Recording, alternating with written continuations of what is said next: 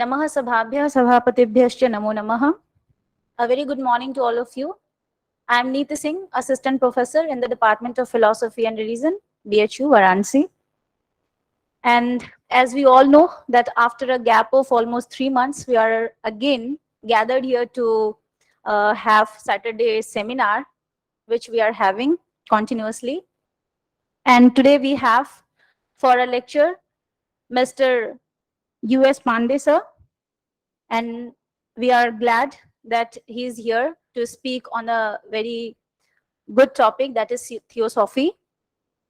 And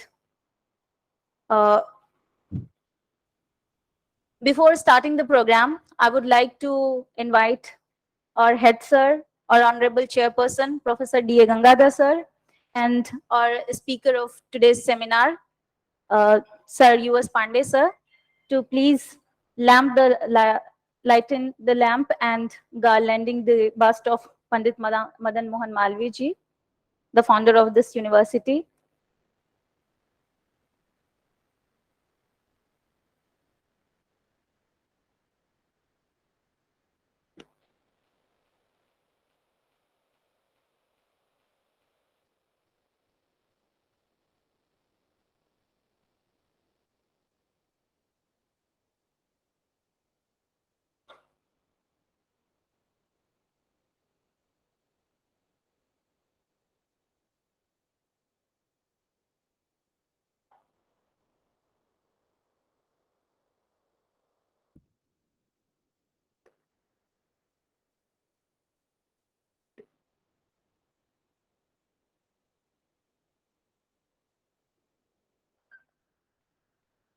Thank you so much, sir.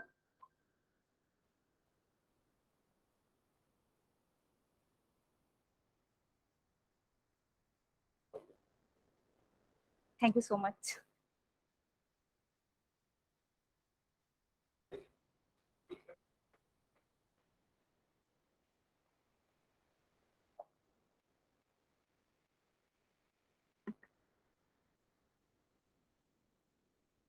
Malviya ji's motto was, Natvaham kamaye rajyam, na swargam na punarbhavam, kamaye dukkha taptanam, praninam artinashanam.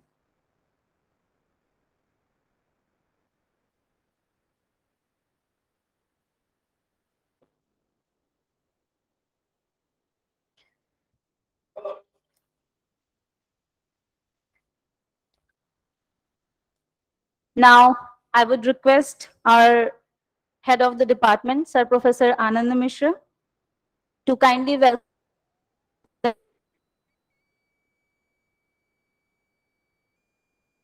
a garland and a shawl. Ms. Rajalakshmi and Akanksha.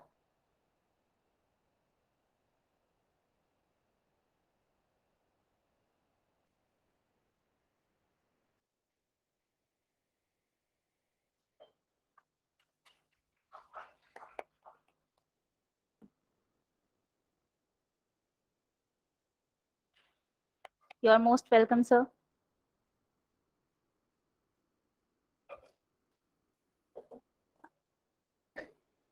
Professor Gangadhar, sir, this is your department, your home.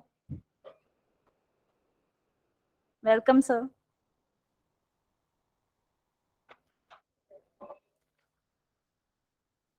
Now I request our head, sir, to kindly welcome the guests and all the participants.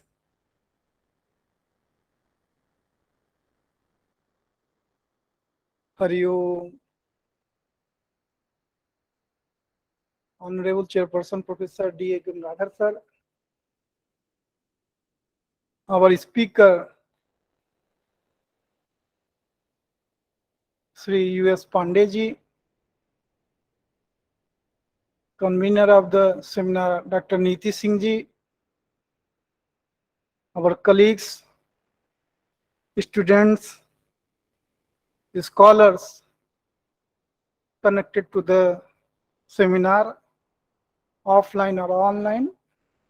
I, on behalf of the Department of Philosophy and Religion, welcome you in this Saturday seminar Friends, our speaker today is Shri U.S. Pandey ji.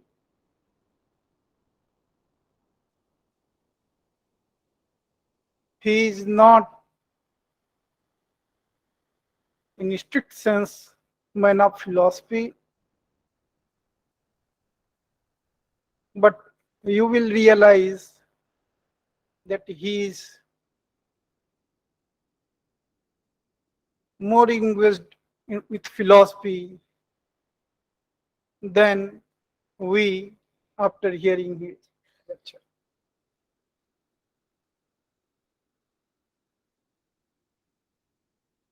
Pandey ji is actively engaged with the movement of Theosophy. He is presently office bearer of Theosophical Society of UP section.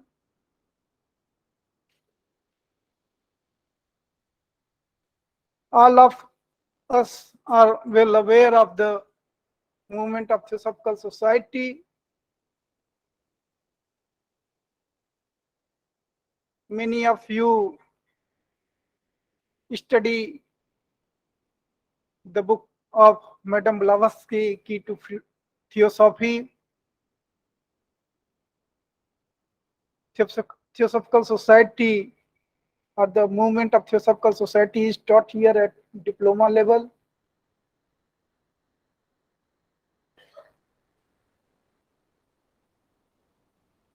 In fact,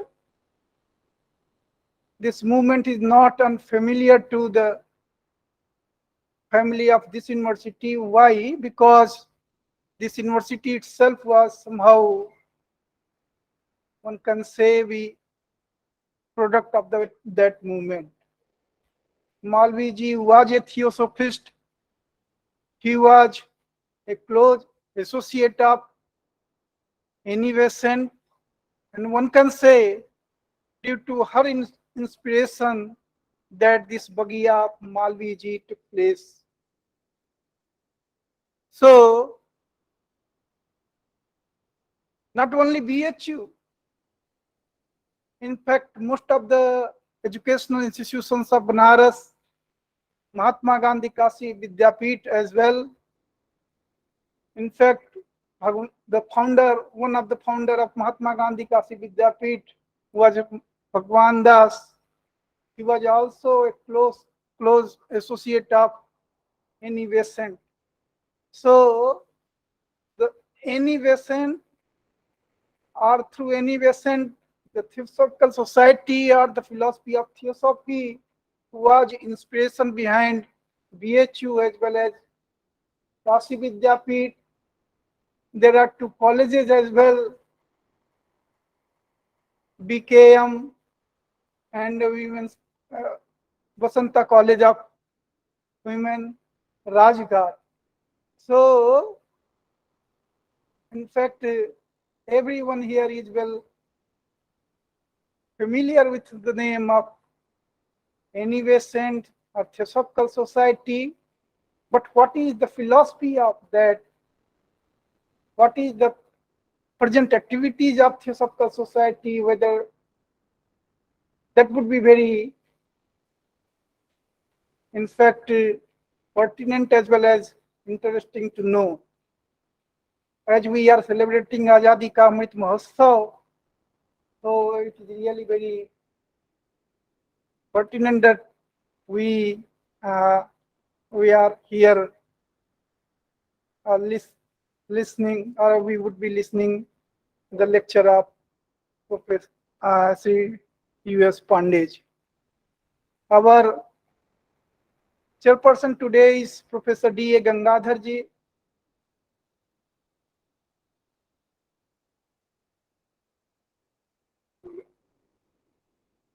All of us are well acquainted with him. He needs no introduction, you know. He is somehow associated with Theosophy or Theosophical Society as well. He is expert of contemporary Indian philosophy of Radha Krishnan and others.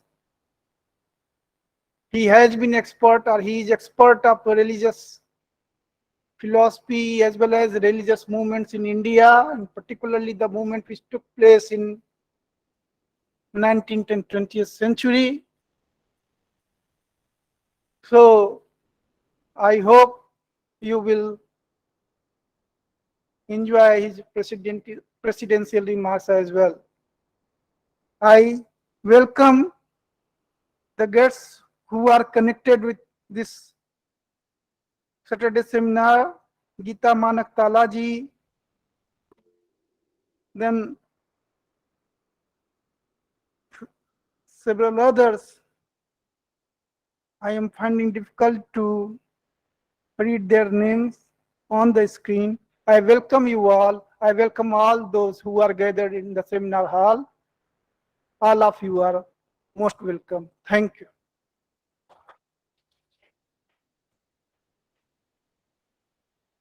Thank you so much, sir, for welcoming all the participants and our guests.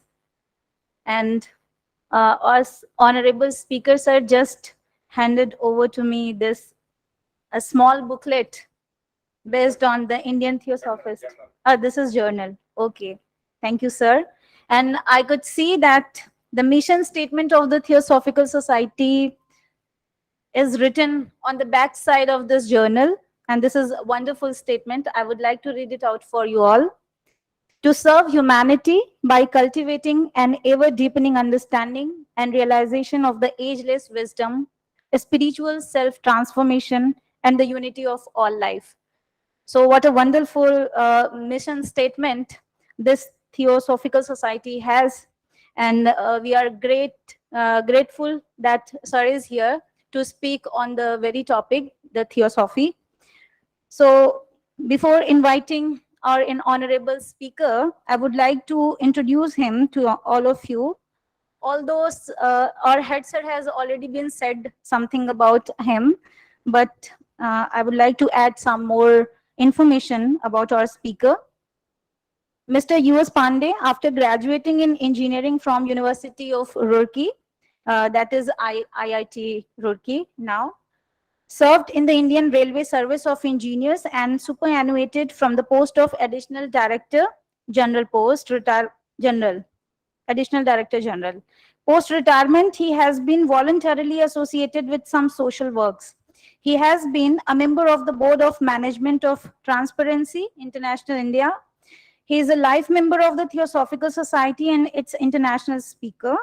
He delivers talks on the theosophical themes in India and abroad, and also in the events organized online, writes articles on theosophical themes, conducts study camps and guided meditation sessions, conducts sessions on rejuvenation and self-transformation by awareness, and on ethical management in various groups, including educational institutions. So sir is serving the society in various ways. And now it's time to listen to our distinguished speaker, Sir U.S. Pandey. So without further ado, I would like to request you, sir, please come and present your talk here.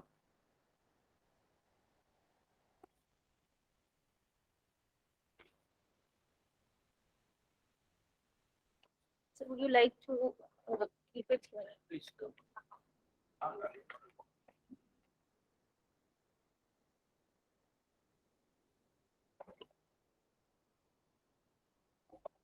सर्वप्रथम आप मुझे हिंदी में बोलना पसंद करेंगे अंग्रेजी में, what ever you like?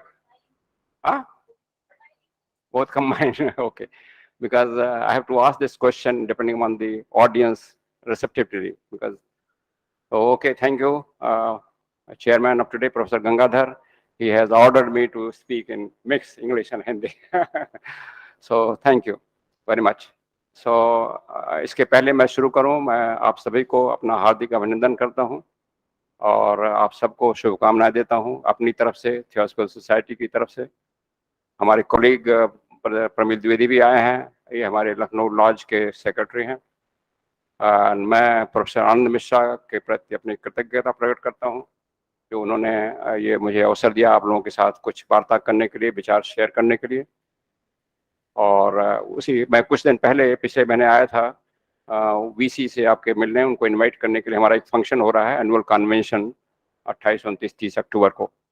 तो उसके बाद मैं यहाँ फिलोसफी डिपार्टमेंट आया, then प्रोफेसर आनंद मिश्रा से मिला, and then he told me that he would like me to come on some occasion to talk here. So that's why I'm here before you.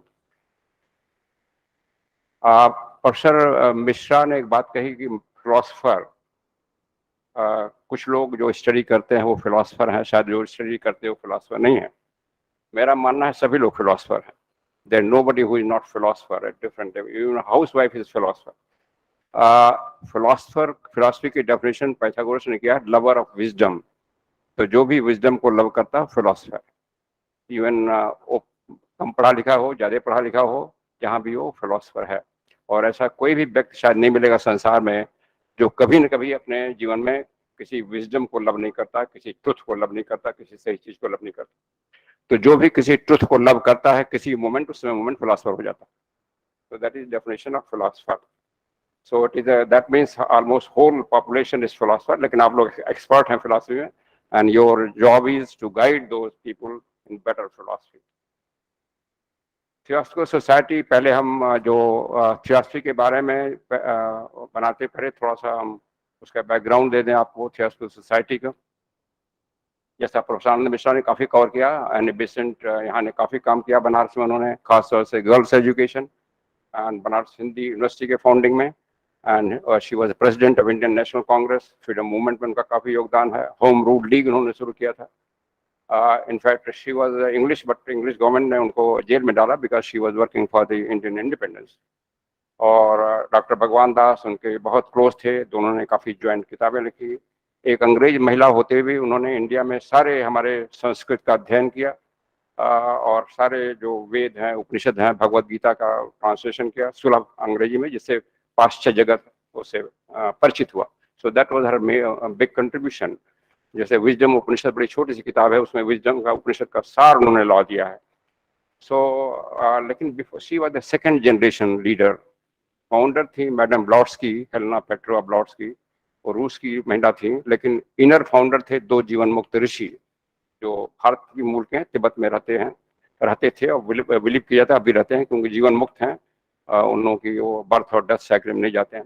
सो उन्होंने प्रेरणा दिया था हेलेना पेट्रोवा ब्लॉट्स्की को, और उनके द्वारा और एक कर्नल अलकॉट को चुना गया था जो अमेरिका के थे।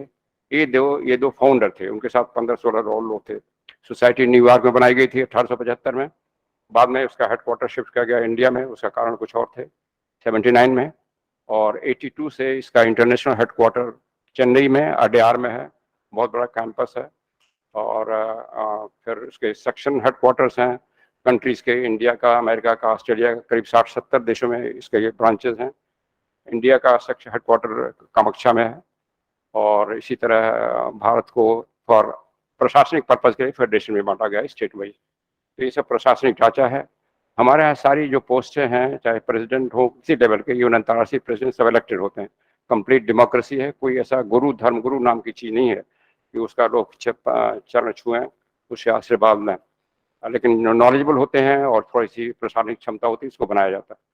जैसे इंटरनेशनल प्रेसिडेंट जो सबसे टॉप मोस्ट पोस्ट है, पहले राधा बनियर जी थी, वो आपके BHU की PhD थी संस्कृत में, बहुत ही विद्वान थी। वो उनकी डेथ हो गई, तब एक अमेरिकन सज्जन बने हैं मिस्टर टिम बर्ड, वो भी बड़े काबिल हैं, उनका अध्ययन और उनका जो विचार शैली बहुत है। तो और ये बेसिकली मूवमेंट है। इस मूवमेंट का पर्पस क्या था? ये जो दो महान ऋषियों ने जो इसको स्थापना के पीछे जो उनका उद्देश्य था, उनसे भी सीनियर एक सिद्ध संघ है पृथ्वी पर, उसकी हम चर्चा भी नहीं करेंगे, टाइम जारी रहेगा। उनसे भी सीनियर एक, जिसको हम महा चौहान कहते हैं थियोसॉफिकल लेटर में, उनका लेटर आया था एक, जिसको थियोसॉफिकल सोसाइटी के चार्टर कहा जाता है। उसमें उन्होंने लिखा है, वो 18th सेंचुरी का लेटर है, 19th सेंचुरी का, 1880 के आसपास। उसमें अंग्रेजी में है, उसमें सारांश में लिखूंगा, बताऊंगा। उसमें लिखा है कि आजकल दुनिया में जो हालत है, जितने धर्म के हैं, तो लेकिन जो लोगों की हालत है, तमाम तरह के गलत काम हो रहे हैं, लोग अनैतिक काम कर रहे हैं, लोग एक दूसरे को एक्सप्लॉइट कर रहे हैं। इससे लगता है कि कोई भी धर्म जो है जिस रूप में प्रैक्टिस किया जा रहा है वो फेल हो रहा है। उन्होंने कहा कि इस समय ह्यूमैनिटी दो भागों में बटी हुई है। एक भाग जो है वो धर्म के नाम पर अंधविश्वास खाली फैला रहे हैं और फॉलो कर रहे हैं। superstition and orthodoxy is dominant, and that is obstructing their progress of humanity. Progress of humanity मानो ऊपर जाना है, चेतना बढ़नी है, वो obstruct कर रही। और उससे भी ज़्यादा जो ब्रूटल मटेरियलिटी है, तो साइंस का डॉगमेटिज्म है कि साइंस ने जो कह दिया उसको सत्य मान लिया, वो ब्रूटल मटेरियलिज्म क्रूर एक भौतिकतावाद परंपरा ही है, that is also much more dangerous. ये दोनों रास्ते हैं, उससे पूरी ह्यूमैनिटी फिसल रही है, नीचे जा रही है, और जो डिवाइन प्लान है ऊपर जाने का वो ऑब्स्ट्रक्ट हो रहा है। इसलिए टाइम आ गया है, now theosophy should enter the arena, theosophy should enter the arena. फिर और दूसरा सेंटेंस बड़ा महत्वपूर्ण कहते हैं, ये जो दो भाग हैं इनके बीच में सत्य के कबूतर को पैर रखने का स्थान नहीं है। There no place for the dove of the truth to for resting its leg. तो उस सब सत्य के कबूतर को पैर रखने के स्थान बनाने की सोसाइटी लाई गई। दैट मीन्स छोटा सा एक विंडो क्रिएट करने के लिए जिसमें रियल जो फिलॉसफी ऑफ लाइफ है, जिससे मनुष्य उसके अनुसार आवे, तो तमाम चीजें जो तमाम अंधविश्वास में फंसा हुआ है, तमाम मेटेरियलिटी में फंसा हुआ, उससे निकलेगा। And that will give impetus to the evolution of not only individual being but whole humanity. एक थियोसॉफी मानती है एक डिवाइन प्लान है, हर एक मनवंतर में एक डिवाइन प्लान आता है, उसके अनुसार विकास चल रहा है, लेकिन उसमें अवरोध आ जाते हैं क्योंकि मनुष्य को जो फ्री विल दी गई है उसके कारण तमाम गलतियां होने लगती हैं। एक महात्मा ने जो दो महात्मा ने जो सोसाइटी बनाया था, उसमें कहा जाता है कि nature has no evil, nature per has no evil, it is this all source of all evil is human mind. और इसीलिए ह्यूमन माइंड को ठीक करने का मेन था इसमें, इंटेलेक्चुअल माइंड को, खासतौर से इंटेलेक्चुअल पर्सन जो लीडर बनते हैं सोसाइटी को, उनके माइंड को एक दिशा देने का पर्पस था। इट वॉज ए मूवमेंट, और इसका फर्स्ट उद्देश्य है to create a nucleus of universal brotherhood without distinction of race, caste, creed, sex. एक ऐसा विश्व बंधुत्व का केंद्र बना जिसमें जाति पात रंग भेद लिंग का कोई भेदभाव नहीं। तो जब ये ऑब्जेक्ट लाया गया तो कई लोग उसमें कहे कि ये तो बड़ा वेग है, और इसमें आइडियल है और यूटोपियन है, इसमें कोई जुड़ेगा नहीं, आप लोग कोई चमत्कार दिखाई तब लोग जुड़ेंगे। तो महात्मा ने कहा चमत्कार नाम की कोई चीज नहीं होती, नेचर के लॉ के अनुसार सारा होता है, जो आप नहीं समझते उसको चमत्कार कहते हैं। सो समबडी इंसिस्टेड कि आप साइकिक पावर सिखाइए, सिद्धियां सिखाइए, तो सिद्धियां सिखाने का स्कूल हमारा नहीं रहेगा। My only aim will be universal brotherhood, क्योंकि इसके बिना कोई भी यूनिवर्सल एथिक्स नहीं हो सकती, यूनिवर्सल ब्रदरहुड के बिना।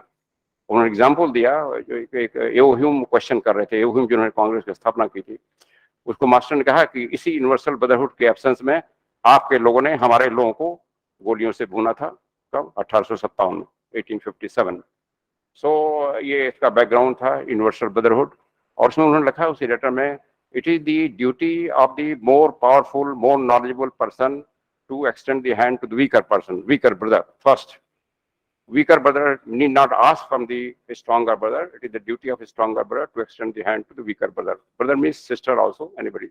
That means जो हमसे weak हैं, चाहे ज्ञान में, चाहे धन में, चाहे अपने बल में, ये हमारा कर्तव्य हो जाता है कि हम उसकी हेल्प करें अपनी क्षमता भर। मैडम ब्लॉस्की एक अपने की टू थियोसॉफी में लिखती है, जिसका जिक्र किया है कि जो मनुष्य को जो ड्यूटी है, the duty is that which is due to humanity, not only अपनी पर्सनल पर ड्यूटी है, अपने को स्वस्थ रखना है, नॉलेजेबल रखना है, अपने परिवार के प्रति ड्यूटी है, समाज के प्रति ड्यूटी है, लेकिन ह्यूमैनिटी के प्रति ड्यूटी है। और खासतौर से लिखती है, खासतौर से उनके प्रति जो हमसे वीकर हैं in any respect.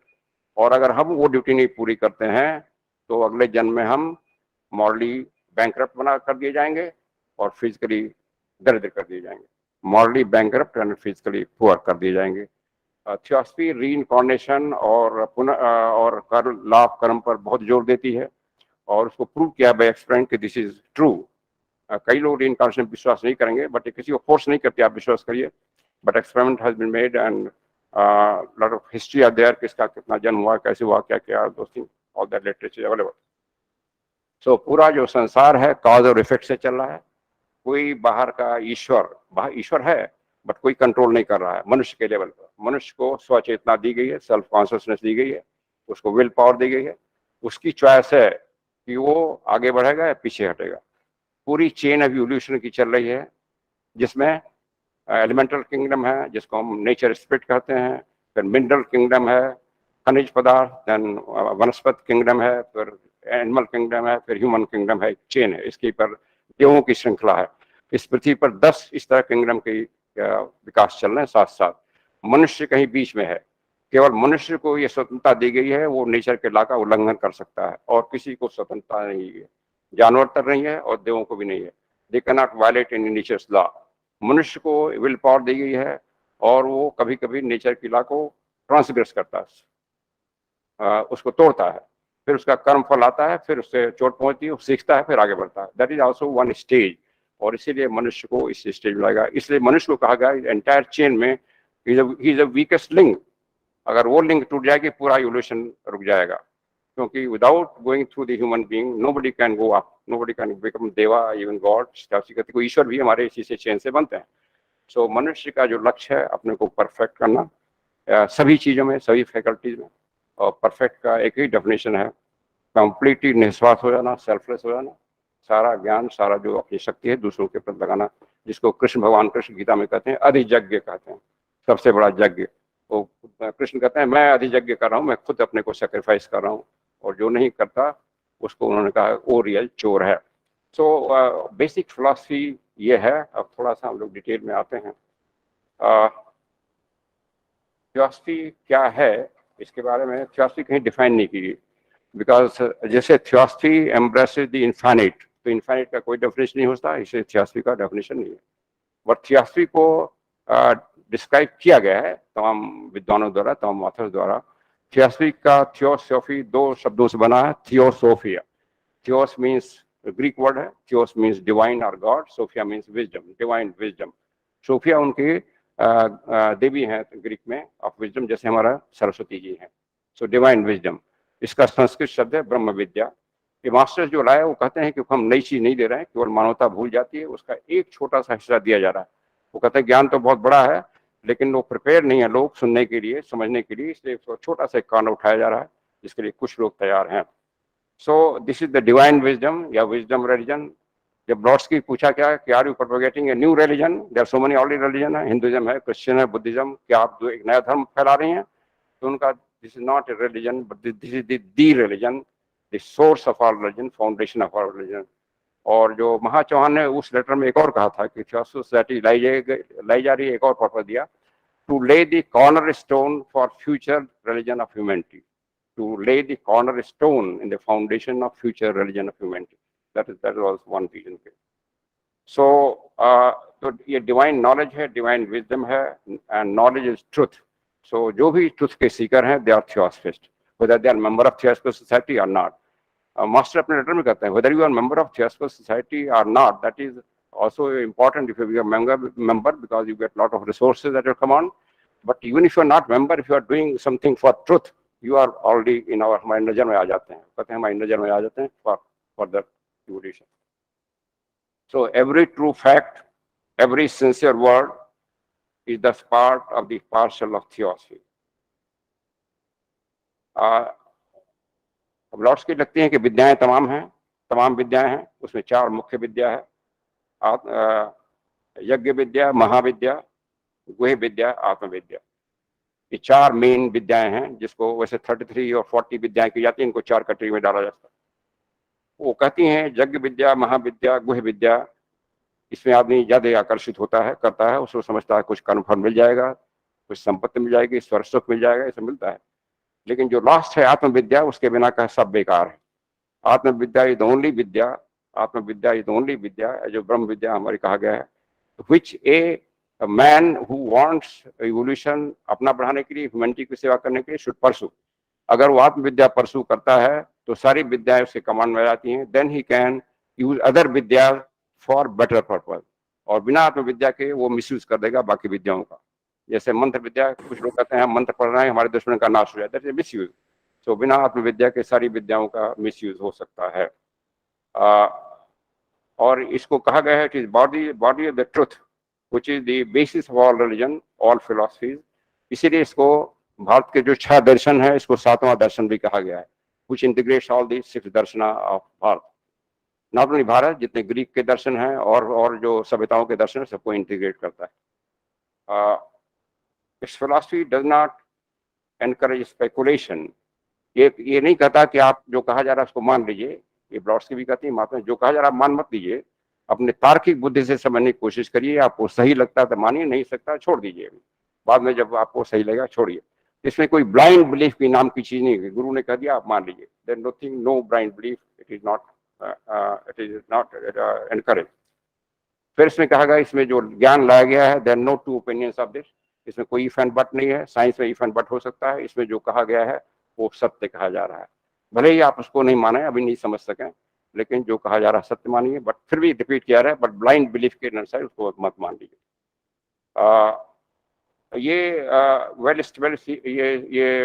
Establish universal principal पर आधारित है, जो वैश्विक नियम है, सार्वभौमिक नियम है, उन पर आधारित है।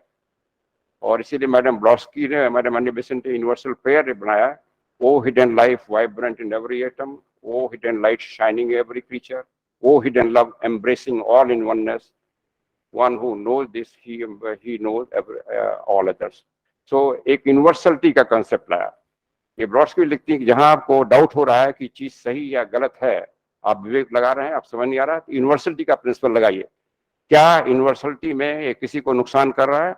आपकी धार्मिक प्रथा हो, आपका विश्वास हो, अगर नुकसान कर रहा है तो उसको हटाना है, चाहे वो कृष्णमूर्ति कहते हैं, चाहे वो आपके परिवार की प्रथा हो, चाहे शास्त्रों में कहा गया हो, चाहे कई जुओं से चला हो, आपको जांचना है, खुद जांचना है, कोई दूसरा नहीं बताएगा वो आजकल कितना नुकसान कर रहा है, किसका नुकसान कर रहा है, अगर किसी का छोटा भी नुकसान कर रहा है उसको छोड़ना। सो दिस इज दी, ये विचार जो थियोसॉफी के हैं, it is the religion of experience. यहाँ कहा जाता है आप कुछ जैसे ब्लाइंड मत मानिए, जैसे हमने कहा रिलीजन ऑफ एक्सपीरियंस, अब एक्सपीरियंस करिए, जो आप फिलॉसफी पढ़ रहे हैं इसमें उसको एक्सपीरियंस करिए, जहां तक एक्सपीरियंस कर सकते हैं, सबकी क्षमता अलग अलग है, सब नहीं मान, जैसे इसमें एस्ट्रल पेन की बात की गई है, जहां हम स्वप्न में जब सोते हैं तो एस्ट्रल पेन में चले जाते हैं, तो लेकिन सब लोग नहीं समझ पाएंगे व्हाट इज एस्ट्रल पेन।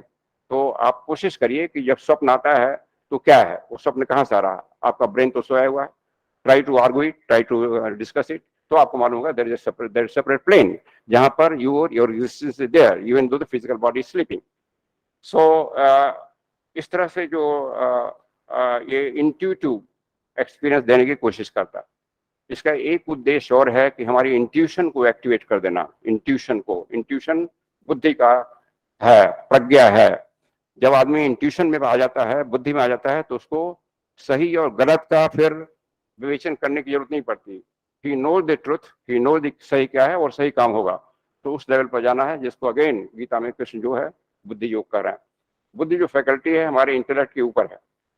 इस समय जो मानवता का विकास चल रहा है, विकास कई स्टेज में चलता है, इस समय जो चल रहा है इसको हम लोग थियोसॉफी में 4th राउंड और 5th रेस कहते हैं। इस पृथ्वी पर 7 राउंड होते हैं, हर एक राउंड में 7 रेसेस होते हैं, हर एक रेस में अलग अलग फैकल्टी डेवलप की जाती है। इस समय हमारा जो फैकल्टी कामा मनस कहते हैं हम लोग, डिजायर जो फैकल्टी है बहुत डोमिनेंट है, इसलिए आप देखेंगे तमाम तरह के डिजायर, सही भी डिजायर और गलत डिजायर सब में सबके मन में पैदा होती हैं। दैट इज नॉट आपका इंडिविजुअल का फॉल्ट नहीं है, that is at that stage we are there, but वो डेंजर सिग्नल भी है, क्योंकि नेक्स्ट प्रिंसिपल है इंटेलेक्ट। इंटेलेक्ट अब डेवलप होना शुरू हो गया है, क्योंकि हम लोग 5th रेस में पहुंच गए हैं और आजकल के बच्चे जैसे काफी इंटेलेक्ट पैदा हो रहे हैं। So that means intellect means आपको तर्क से सब समझने की कोशिश है, पुराणों में क्या लिखा है, कथाओं में क्या लिखा है, बाइबल में क्या लिखा है, आपको तर्क बुद्धि से समझना है। आज क्या चीज इसमें सही है, आज क्या चीज तर्क संगत है, क्या चीज रेलिवेंट है, उसको अडॉप्ट करना है। तो इंटेलेक्ट को डेवलप करना, और इसीलिए इसमें स्टडी को प्रधानता दी गई। इंटेलेक्ट को डेवलप करने स्टडी की बहुत जरूरत है, गंभीर साहित्य की, फिलॉसफी की। इसलिए मैडम ब्लॉस्की जो मेन पुस्तक द सीक्रेट डॉक्ट्रिन, उसमें अभी भी इवन थियोसॉफी के मेंबर भी कुछ लोग बहुत डिफिकल्ट समझते हैं, और उसमें वो लाई हैं प्री वैदिक ज्ञान भी लाई हैं, उसमें लिखी है जैसे प्री वैदिक विजडम इसमें लाया गया। दैट मीन्स वेदों के पहले का भी विजडम है। इनफैक्ट वो कहती है वेद और जितने भी धर्मशास्त्र हैं उसी से आए हैं। वो एक तिब्बत की किताब का नाम लेती हैं, उसमें क्यूटी जो संजर भाषा में लिखी हुई है, जो मास्टर्स उनको दिखाया था। सो वो जो किताब है बेसिकली एक ज्ञान के श्लोक पर आधारित है, जो उसको उन्होंने बुक ऑफ गोल्डन प्रिसेप्ट्स कहा गया है। उसमें क्यूटी का पार्ट है और उसके कुछ छंदों और श्लोकों का विवेचना है उसमें।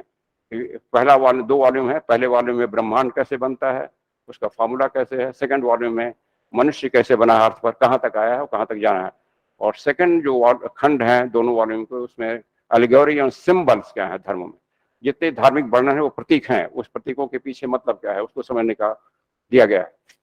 तो तीसरा जो खंड है दोनों वॉल्यूम में, वो science and secret doctrine contrasted. Science क्या कह रहा है, सीक्रेट डॉक्ट्रिन क्या करिए, साइंस कहाँ गलत है, कहाँ सही है, कितना कब ठीक किया जाएगा, तो सारे ये सब जो है। इसलिए थियोसॉफी को उन्होंने synthesis of science, religion and philosophy कहा है। Synthesis of science, religion and philosophy, ये जो तीन मुख्य धाराएं हैं मनुष्य के ज्ञान की, ये तीनों धाराओं को हमें लेके चलना है। केवल धर्मशास्त्र पढ़ने से काम नहीं चलेगा, केवल फिलॉसफी पढ़ने से काम नहीं चलेगा, साइंस को भी पढ़ना पड़ेगा। साइंस का, इसलिए साइंस का स्टूडेंट होना पड़ेगा। और साइंस का स्टूडेंट नहीं, आप फिजिक्स में कोई एग्जाम पास करिए, कोई पीजी, उसका मतलब नहीं है। एक साइंटिफिक स्पिरिट होना पड़ेगा। साइंटिफिक स्पिरिट में सब चीज़ को जांचिए, तर्क से समझिए। एक scientific spirit has to be done in philosophy in religion also. इसी तरह साइंटिस्ट को रिलीजियस होना पड़ेगा। जैसे आइंस्टीन के बारे में कहा था, he was religious scientist, but not religious in this sense conventional. वो कहीं चर्च में नहीं जाते थे, but he was feeling, experience करते थे पूरा ब्रह्मांड में यूनिटी है, पूरी ब्रह्मांड में यूनिटी है। अगर जो एक्सपीरियंस ये कर लेता है, he is the greatest religious person. अगर सबको एक में बांध देता है, यूनिटी एक्सपेक्ट करता है। और इसीलिए आइंस्टीन ने लिखा है, when I see the universe, तो मुझे लगता है कि सब कुछ जुड़ा हुआ है, सब कुछ एक है, कोई अलग नहीं है। और in that sense I am religious. वो कहते हैं in that sense I am religious, though I do not go to churches. वो क्रिश्चियन थे, क्रिश्चियन परिवार के थे। सो उस रिलीजियस साइंटिस्ट की बात कर रही, थियोसॉफी फिलॉसफी की बात कर रही। ये थियोसॉफी हमारे स्क्रिप्चर्स को प्रकाश डालती है। स्क्रिप्चर्स में जैसे आप हमारे पुराणों में, बाइबल में तमाम कहानियां हैं। वो कहानियों का, ये मैडम ब्लॉसी कहती हैं, अगर लिटरली उसको मान लेंगे तो अनर्थ हो जाएगा, अर्थ का अनर्थ हो जाएगा। इसलिए उसके पीछे मतलब क्या है उसको समझना है। कहते हैं वो तभी समझ सकते हैं जब आप गहरा अध्ययन किए हैं, धर्मशास्त्रों का भी और ऑकल्ट साइंस का भी। ऑकल्ट साइंस थियोसॉफी को कहा जाता है, उसका भी, तब आप दोनों को विवेचना कर सकते हैं। फॉर एग्जाम्पल, आपके दाना एक एग्जाम्पल देती हैं, जैसे हमारे पुराणों में कहानी है कि कपिल मुनि ने राजा सागर के पुत्रों को जला दिया था। I think everybody is aware, आंख से देख करके सब लोग जानते हैं इस कहानी को। हाँ, अब मैडम ब्लॉस्की सुआरू करती हैं कि जो कपिल मुनि है, इतना बड़ा मुनि, क्रोध कैसे कर सकता है? जब हम आदमी लोगों को बताया जाता है क्रोध कम करो, खत्म करो, तो उतना बड़ा मुनि क्रोध कर सकता है। क्रोध कर रहा मुनि नहीं है, लेकिन वो बड़े मुनि हैं, उसको मानती हैं, तो कहते हैं क्रोध नहीं किया उन्होंने। वो क्या है फिर, क्रोध से क्या जरा, उसका मतलब क्या है? कहते हैं उस महान मुनि ने अपने मन को इतना कंट्रोल कर लिया कि जैसे मन में सागर की लहरों की तरह वासनाएं उठती, सबको उन्होंने खत्म कर दिया, समाप्त कर दिया। तो राजा सागर के पुत्र कौन है? वो हमारी वासनाओं और भावनाओं की लहरें उठती हैं माइंड में, जिससे हम विचलित होते हैं।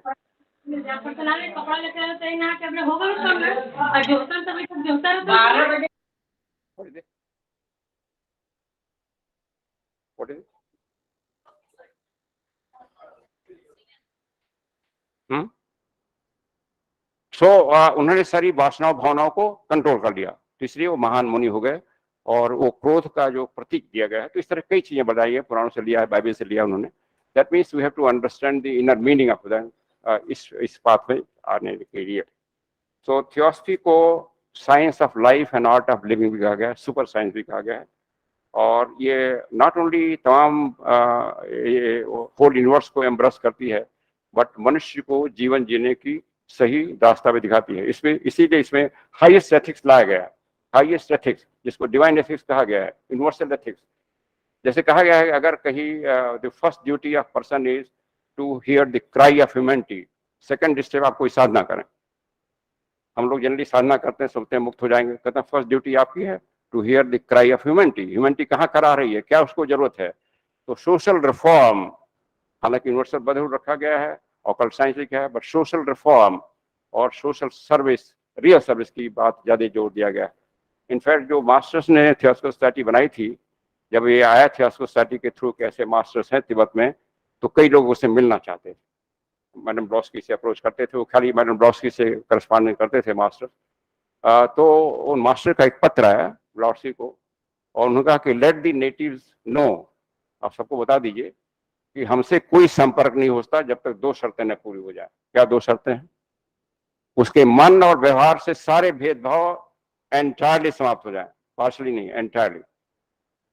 All the differences of from his thought and behaviour, all the differences of cost, खासतौर से कास्ट का जिक्र किया, क्योंकि वो इंडियन के लोग उनको अप्रोच करने की कोशिश थी। इंडिया में आप जानते हैं कास्ट बहुत थी 100 साल पहले, अभी भी है डोमिनेट।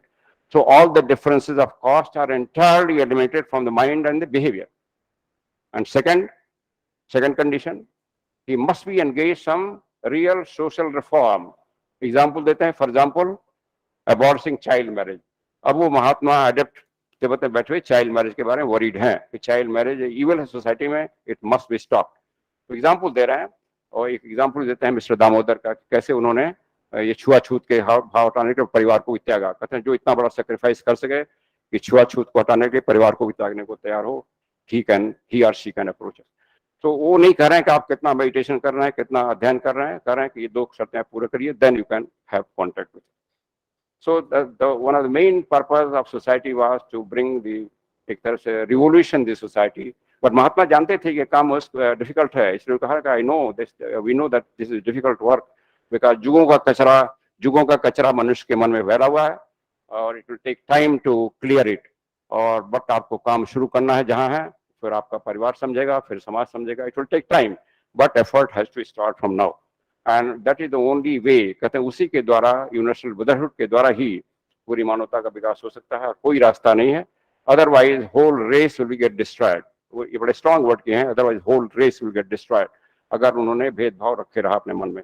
तो थियोसफी जो है एक परफेक्ट मनुष्य को लक्ष्य बनाती है, परफेक्ट बनना, सिद्ध बनना. और ये जो डिवाइन प्लान का बताती है, फिर बताती है कि unity is everywhere. Madam Blavatsky secret doctrine में फर्स्ट प्रिंसिपल लाती हैं कि छोटे मोटे कीड़े से लेकर के बड़े से बड़े देवता और एक बालू के कण से लेकर के बड़े बड़े स्टार में कंप्लीट यूनिटी है. फिजिकल, मेंटल, इंटेलेक्चुअल, स्पिरिचुअल, पूरे छोटे से बैक्टीरिया से लेकर के और बड़े से बड़े देवता और बालू के कण से लेकर के बड़े से कंप्लीट यूनिटी है. कहते हैं not only intellectually but physically, practically unity है. और इसको हमेशा खासतौर से थियोसॉफी के स्टूडेंट को बैकग्राउंड माइंड रखना है जब आप कोई अध्ययन करें. अध्ययन के लिए चीजों को बांटा गया है क्योंकि मनुष्य का मन लिमिटेड है, इसलिए होल को नहीं समझ पाता, इसलिए चीजें बांटी गई हैं, बट ये रखना है. और फिर थर्ड 3 प्रपोजिशंस लाती हैं उसमें. फर्स्ट प्रपोजिशन है there is absolute eternal immutable principle. उसको मनुष्य का जो सीमित मन नहीं समझ सकता, मनुष्य के समझ के परे है. वो न कोई चीज है न कोई प्राणी है, उसको केवल सत्य या बीनस कहा जा सकता है. हिंदू लोग उसको परब्रह्म कहते हैं, हिंदू लोग उसको परब्रह्म कहते हैं. That is the only eternal immutable thing. बाकी सभी चीजें, इवन जो मैनिफेस्टेड गॉड हैं, गॉड्स हैं, हम लोग हैं, सभी लोग हैं, they are manifested and they are subject to the dissolution. Transient life है, ओनली वन इज इटर्नल. और फिर कोट करते हैं Mandukya Upanishad also says that is अनिर्वचनीय, अनिर्वचनीय है. तो वो सपोर्ट कर रही है उपनिषद से और शास्त्रों से कि आपके यहाँ लिखा हुआ है. और दूसरा वो कहती हैं law of periodicity everywhere, universal periodicity. रात होता है, दिन होता है, समुद्र की लहरें आती हैं जाती हैं, टाइटन में मनुष्य पैदा होता है, मरता है, फिर पैदा होता है. पेड़ के फल लगते हैं, फल के बीज लगते हैं, बीज सड़ता है, नया फल निकलता है. कहते हैं ये लॉ ऑफ पीरियोडिसिटी यूनिवर्सल है. जब से मैनिफेस्टेशन हुआ, कब से हुआ, नोबडी नोज. कब तक चलेगा, नोबडी नोज. ये चलता रहेगा जब तक महाप्रलय नहीं आता. लॉ ऑफ पीरियोडिसिटी नेचर में लॉ है, इसको समझना है. That means each of us is transient. और इसीलिए हमको सारा अहंग खत्म होना चाहिए, तो कोई परमानेंट नहीं है. And third she says, and she also says third, each soul is identical to universal soul. Each human soul is identical to universal soul. Universal soul जिसको हम परमात्मा कहते हैं, आइडेंटिकल. जो शक्तियां परमात्मा है वो शक्तियां हर एक ह्यूमन सोल में है, खाली उसको जागृत कर सकते हैं. और फिर कहते हैं each soul is identical to universal soul which itself is a ray from the causeless cause. वो परब्रह्म की एक रे है और सभी सोल का पिलग्रिमेज है उसकी तरफ. हमारी जो जर्नी हो रही है, वी आर तीर्थ यात्रा है उसकी ओर जाने के लिए. और वो तीर्थ यात्रा कैसे होती है? अपने कर्मों से, अपने पुनर्जन्म से हम सीखते हैं. हर जन्म में हम आगे बढ़ते हैं, हर एक जन्म के बाद आगे बढ़ते हैं. और हमारा लक्ष्य है कि जहाँ से आए हैं वहां से पहुंचे. खाली डिफरेंस है कि वहां से हम अनकॉन्शियस रूप में निकले हैं, अब वहां पर कॉन्शियस रूप में पहुंचेंगे. और तब वो कहते हैं कि देन दैट इज द लक्ष्य ऑफ ह्यूमैनिटी ऑन दिस मनवंतर में. सो ये 3 जो प्रपोजिशन दिए, उसी पर सारी उनकी थियोरी, सारी सीक्रेट डॉक्ट्रिन बेस्ड है, सारी एक्सप्लेनेशन है, और बेसिक चीज यूनिटी है. सो जो सीक्रेट डॉक्ट्रिन के लिखने के कई पर्पज उन्होंने दिए. पहला पर्पज था कि साइंस मान रहा था कि जो प्रकृति है एक चांस है, कुछ एटम इकट्ठा हो जाते हैं कि मैटर बन जाता है. कहता है to show that nature is not by chance. There is an order, there is a proper system according to which nature is functioning. Even जो अणु परमाणु भी हैं एक नियम के तहत घूम रहे हैं, जैसे इलेक्ट्रॉन घूम रहा है प्रोटॉन न्यूक्लियस के चारों तरफ, there is law is working everywhere. हालांकि अपेरेंटली chaos दिखाई पड़ता है, बट अगर थोड़ी सोचिए, डीपली सोचिए, तो there is law and order everywhere. इसलिए मनुष्य को काम है हो जाता है उसे सीखें कि अपने जीवन में chaos नहीं लाएं, अव्यवस्था नहीं लाएं, एक नियम के अनुसार चलें, एथिकल जीवन जिए. और दूसरा उन्होंने कहा विश्व में मनुष्य का समुचित स्थान है. अगेन कई फिलॉसफी, कई रिलीजन और कई साइंस से मानते हैं what is the place of man in the whole scheme. कई लोग कहते हैं कि मनुष्य एक्सीडेंटली आ गया, कई लोग कहते हैं कि मनुष्य का काम है कि वो भगवान उसको खिलौने की तरह खिला रहे हैं, कोई कहता है मनुष्य को भगवान को प्रेम करने के लिए. तमाम चीजें हैं. साइंस कहता है कोई एनिमल से मनुष्य आ गया, डार्विन थियरी है. साइंस थियोसॉफी सारे सिद्धांतों को नकार के कहती है कि man has a proper place in the whole evolution, और इसका रोल है और उसको जानना चाहिए, उसका कंट्रीब्यूशन क्या करना है, that he must know. So जैसे चेन की हमने बात बताई कि we are somewhere in middle chain, तो हमारा काम है कि जो वीकर लोग हैं उनको हेल्प करें और ऊपर से हमको सहायता मिलेगी. So she says we have to become co-worker and co-director of the God. Co-worker and co-director of the God, that is the purpose of human life. उसके अनुसार जीवन जिए पूरे डिवाइन प्लान को चलाने के लिए. फिर आती है प्राचीन सत्य जिसके आधार पर संसार के धर्म बनाए गए, ह्रास से बचाना. जो कहते हैं एंशियंट जो ट्रुथ है, जो धर्मों का ओरिजिनल रूप है, कहते हैं वो सत्य है. बाद में सभी धर्म बिगड़ गए हैं, इंक्लूडिंग हिंदू धर्म, क्रिश्चियन धर्म, मुस्लिम धर्म, सब बिगड़ गए. तो कहते हैं जो ओरिजिनल टीचिंग है, जैसे हिंदू धर्म में सबसे ऊपर की टीचिंग उपनिषद मानी जाती है. तो उपनिषद में जो है सत्य है, बाद में सब कुछ थोड़ा सा बिगड़ता चला गया. सो इसी तरह बाइबल में हुआ है. बाइबल में कहती है बहुत बिगाड़ा गया, क्योंकि बाइबल का कई बार ट्रांसलेशन हुआ. और से थियोसॉफी लाई, थियोसॉफी एक पर्पस है कि ओरिजिनल जो सत्य है, जो एंशिएंट रिलीजन है, उसको लाना लोगों के सामने और ये बताना कि सत्य हुआ है, तुम कहाँ सत्य से भटक गए हो, अपने रूट की ओर जाओ. So that was one purpose. और फिर दूसरा था सभी धर्मों के, वो कहते सभी धर्मों में मूल एकत्व की बात की गई है, यूनिटी की बात की गई है, उसको लोग भूल गए हैं. उसको बताना सभी धर्मों में अपने क्या क्या गए, सर्वखलम ब्रह्म, सब कुछ ब्रह्म है, अहम ब्रह्म तत्वमसि, लेकिन सब भूल गए. सब जात पात पे बढ़ गए, ये नीचा है वो ऊंचा है, सब बढ़ गए. वो हम ब्रह्म है लेकिन तुम ब्रह्म नहीं हो, ये भावना आ गई. इसी तरह ला इलाहा इल्लल्लाह कुरान कहता है सब कुछ अल्लाह है, लेकिन वो भी भूल गए, वो भी बढ़ गए. ये सुन्नी है, वो सिया है, ये है, वो हिंदू है, बढ़ गए. तो इसी तरह क्राइस्ट कहते हैं आई एंड फादर इज वन, सब जगह कहते हैं, सब जगह बढ़ रहे, लेकिन सारे फॉलोअर जो हैं इसको भूल गए हैं. इसी को दलाई लामा कहते हैं. इसमें पृथ्वी पर जो 7 अरब पॉपुलेशन है मनुष्यों की, केवल 1 अरब ही अपने धर्म को सही रूप में समझ रहे हैं, केवल 1 अरब, दैट मीन 1/7. बाकी सब लोग अपने धर्म को विवृत किए हुए हैं और उसको एक गलत जगह पा रहे, चाहे वो हिंदू हो, चाहे मुस्लिम हो, चाहे क्रिश्चियन हो, चाहे जीव हो. सो एक पर्पस था कि लोगों को अपने सही धर्म की ओर लाना. इसलिए अन्य बेसेंट कहती हैं, उनकी किताब है सेवन ग्रेट रिलीजन, सभी धर्मों की बात करती हैं, हिंदुइज्म, बुद्धिज्म, जैनिज्म, पारसी धर्म, जोरस्ट्रियम, सिख धर्म. कंक्लूजन में करती हैं कि थियोसॉफी के अध्ययन से एक हिंदू बेटर हिंदू बनता है, एक मुसलमान बेटर मुसलमान बनता है, एक क्रिश्चियन बेटर क्रिश्चियन बनता है, एक सिख बेटर सिख बनता है, एंड ए बेटर मानव बनता है. That is the aim. That means जो एक्रीशंस आ गए हैं, जो पर्दे आ गए हैं, जो धूल आ गई है हमारे विश्वास पर, उसको हटाना, साफ करना, and then we know the truth. Truth को अनावरण करना, कहीं ट्रुथ कहीं बाहर नहीं है, उसका खाली पर्दा लग गया है, पर्दे को अनावरण करना. फिर प्रकृति के गुप्त पक्ष का अभी भी अन्वेषण करना है, ये दूसरा पर्पस. लोग एक आया 19th सेंचुरी में, साइंस के तमाम इन्वेंशन आए, तो लोग कहेंगे साइंस सही है, बाकी सब गलत है, धर्मों में गलत है. ये विश्वास आ गया लोगों पढ़े लिखे लोगों में, इवन भारत में भी. तो वही कह रहे हैं, ये बताना कि साइंस जो बता रहा है यह सही चीज बता रहा है, but true partial truth is saying. बहुत ट्रुथ है. इनविजिबल संसार जो है विजिबल संसार से बहुत बड़ा है. और इसको अभी जो मिस्टर हॉकिंस जो फिजिसिस्ट थे, अभी मरे 1 साल पहले, लंदन के, जो व्हील चेयर पर रहते थे, उनके मरने के पहले एक स्टेटमेंट आया था, science knows less than 5% of the universe. Science knows less than 5% of the universe. वही चीज कर रही है जो थियोसॉफी कर रही है. थियोसॉफी कहती है जो प्रकृति है 7 प्लेन्स पर है, हर एक के साथ सब प्लेन है, 49 प्लेन है, घने से जिस पर ये सबसे घना लेवल है, इससे लेकर के सूक्ष्म होते जाते हैं. और साइंस क्या इसमें कितना जान रहा है, केवल solid liquid gas. Out of 49 only 3 planes की नॉलेज साइंस के पास है इस समय, बट साइंस बढ़ रहा है।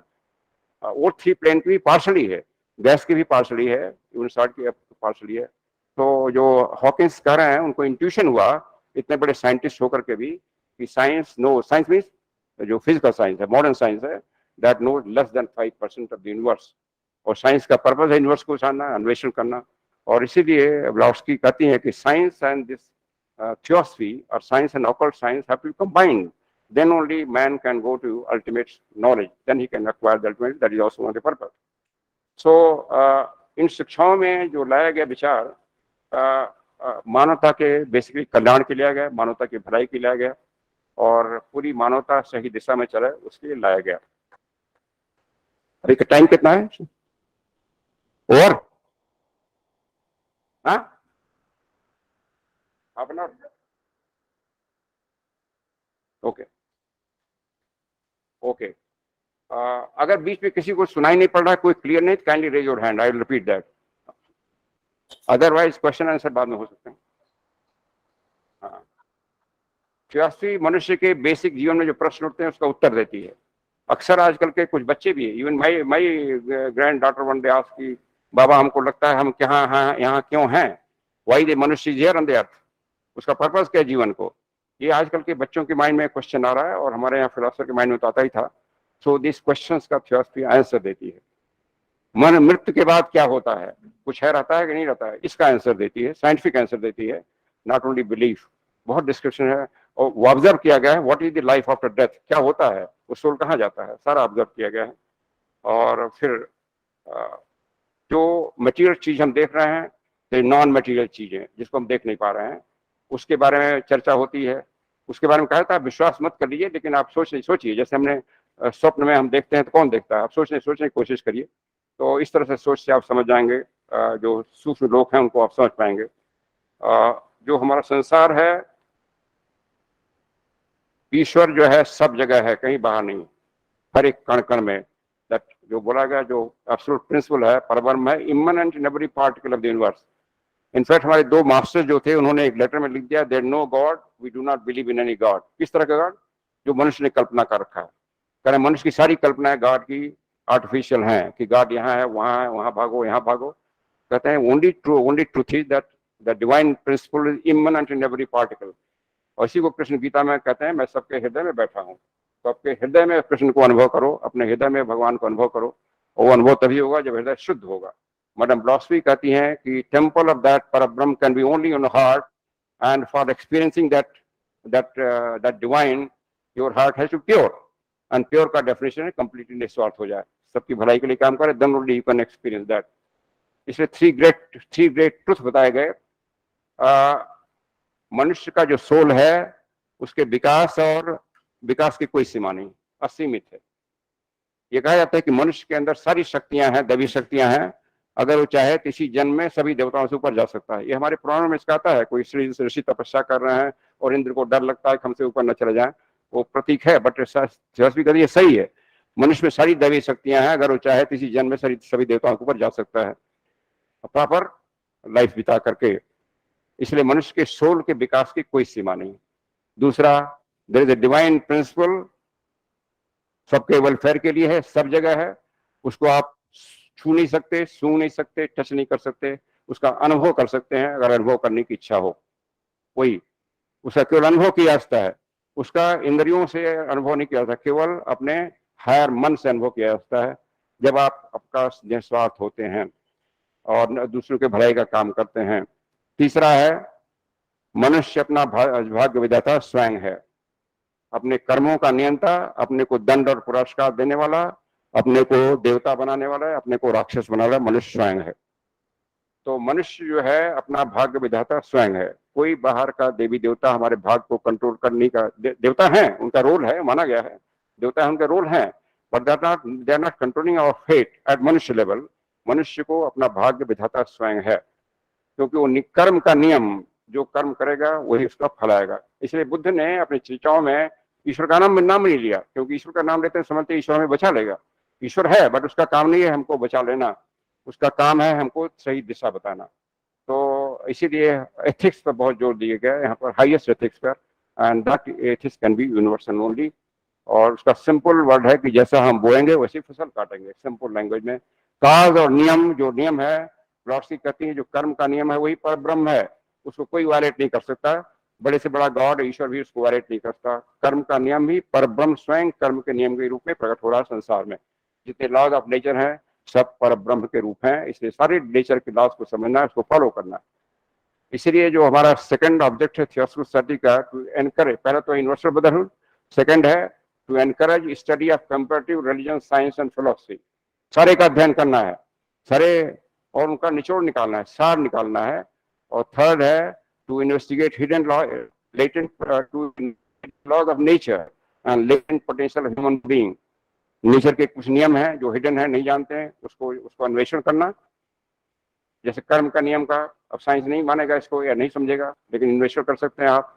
देन लॉ ऑफ हार्मनी है, हर जगह नेचर हार्मनी चाहती है, जहाँ हार्मनी बिगड़ता है वो रिएक्ट करती है।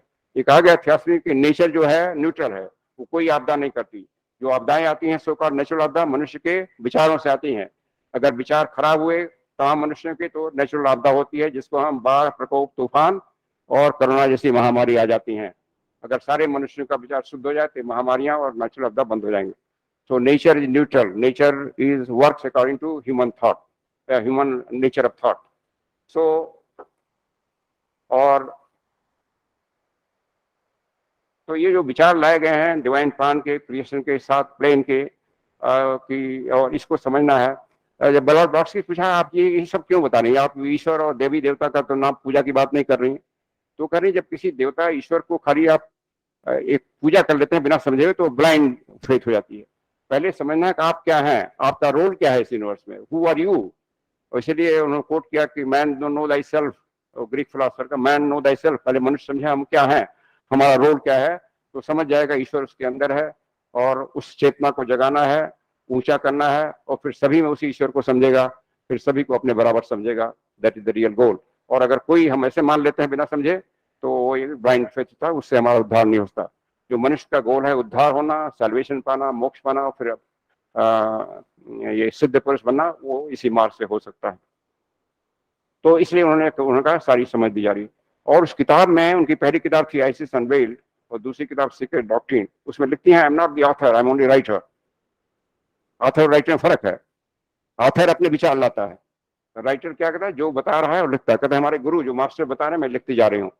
मास्टर तिब्बत में बैठे हैं, वो लिख रही हैं अमेरिका, इंग्लैंड या भारत में, तो कैसे लिख रही हैं, उनके ड्रीम कॉन्शियस में विचार आते थे। जैसे मान ली गीता का कोई श्लोक लिखना है तो उसका इंग्लिश ट्रांसलेशन के सामने दिखाई पड़ रहा था हवा में, और वो लिखती थी। तो she said I am only writer. Masters वहां से उनको बताते थे। और ये पहली बार हुआ, कल जो है ये पहली बार हुआ जब कोई शिष्य अपने गुरु की शिक्षा सीधे लिख रहा है। बाकी जितने धर्मशास्त्र हैं ऐसे नहीं लिखे गए। जैसे आप देखिए, इवन भगवत गीता को अर्जुन ने स्वयं नहीं लिखा है, वेद व्यास ने बाद में लिखा है। कुरान को मोहम्मद ने या उनके शिष्य ने तुरंत नहीं लिखा है, बाद में लिखा गया। बुद्धिक साहित्य बाद में लिखा गया। थियोसॉफी की जो शिक्षा है सीधे शिष्य जो मैडम ब्लॉस्की सीधे गुरु जो बताने लिख रही हैं। और इसीलिए इसकी जो फैक्ट दिए गए हैं they are near the truth, because उसमें कोई विवाद नहीं, कोई उसमें अपने विचार नहीं लाए गए हैं राइटर द्वारा। सो लिबरेशन का मतलब समझाया गया है कि लिबरेशन कोई ये नहीं कि मृत्यु के बाद हो, मनुष्य इसी जीवन में लिबरेट मुक्त हो सकता है। And liberation is from the self, अपने ईगो से मुक्त होना लिबरेशन है। दैट इज हम इसी जीवन में अगर अपने ईगो से मुक्त हो जाए, we enjoy the liberation blade. So जो थियोसॉफी है, डिवाइन विजडम है, वो हमें जो रास्ता दिखाती है उसको हम, बहुत डीप साहित्य है इसका और बहुत बेहद साहित्य है। और लेकिन इसमें कुछ ऐसा भी ज्ञान है जो छोटे बच्चे भी पढ़ सकते हैं। Okay, I have been asked to explain something, mysticism or occultism. Mysticism is the writing of the divine on the nature. अगर नेचर को हम रहस्य को समझ लेते हैं, मिस्टिज्म समझ लेते हैं कि जैसे सब कुछ ब्रह्म है, everything is universe, everything is God, और कुछ है नहीं है, ही इज ओनली ला इलाहा इल्लल्लाह, सब खलम ब्रह्म, अगर सब समझ लें, दैट इज मिस्टिज्म। जितने मिस्टिक होते हैं दैट इज ओनली मिस्टिज्म। सब में एकत्व समझना, सबको अपने बराबर समझना, सब में वही देखना, इसको पुराणों में कहा गया सब में भगवान का रूप देखिए, बट हम खाली उसको एक बाहरी समझ लेते हैं, रियल फील करते हैं। जैसे कोई फूल तोड़ा गया, क्या आपको पेन हो रहा है उस पौधे में जो दर्द हो रहा है फूल तोड़ने से? If you are feeling pain then you are one, otherwise आप फूल तोड़ दिया तो आप फल को तो फूल है। इसी तरह किसी दूसरे को अगर पीड़ा हो रही, क्या आपको पीड़ा हो रही है? जिसको कहते हैं कि आपका जो जो जो जूता उसको काट रहा है, क्या वो दर्द आपको हो रहा है? If you are feeling that then you are one with that. So that is mysticism. वो जो बड़े बड़े साइंट होते हैं, जैसे बुद्ध हुए, कबीर हुए, वो ये मिस्टेक होते हैं, वो समझ जाते हैं। So that is real mysticism. और जितने बड़े सबसे बड़े संत हर एक प्रथाओं में हुए हैं, जैसे सूफी के बड़े संत हुए हैं, और ये जो है हमारे बुद्धिस्ट प्रथा में हुए हैं, क्रिश्चियन में संत पाल हुए हैं, ये सारे मिस्टिज्म थे, हुए थे। और हाईएस्ट स्टेट स्पिरिचुअलिटी में मिस्टिज्म की है। सो ऑकल्टिज्म क्या है? ऑकल्ट चीज वह है कि जो नेचर को हम नहीं जानते, अभी जैसे जानते हैं वो अकल नहीं रह जाएगा। जैसे थियोसफी के लाने के पहले हम खाली फिजिकल वर्ल्ड को सही मानते थे, बाकी सब अकल्ट था। तो उन्होंने एस्ट्रल प्लेन की बात किया, भावनामय प्लेन है, तो कुछ लोग उसमें एक्सपेरिमेंट किए, उनके लिए वो सत्य हो गया, उनके लिए ऑकल्टिज्म नहीं है। बट हमारे आपके लिए भी ऑकल्टिज्म है, क्योंकि हमें डायरेक्ट अभी अनुभव नहीं हो गया। जब कहते हैं जानना, तो केवल किताबों को पढ़ना नहीं, एक्सपीरियंस होना।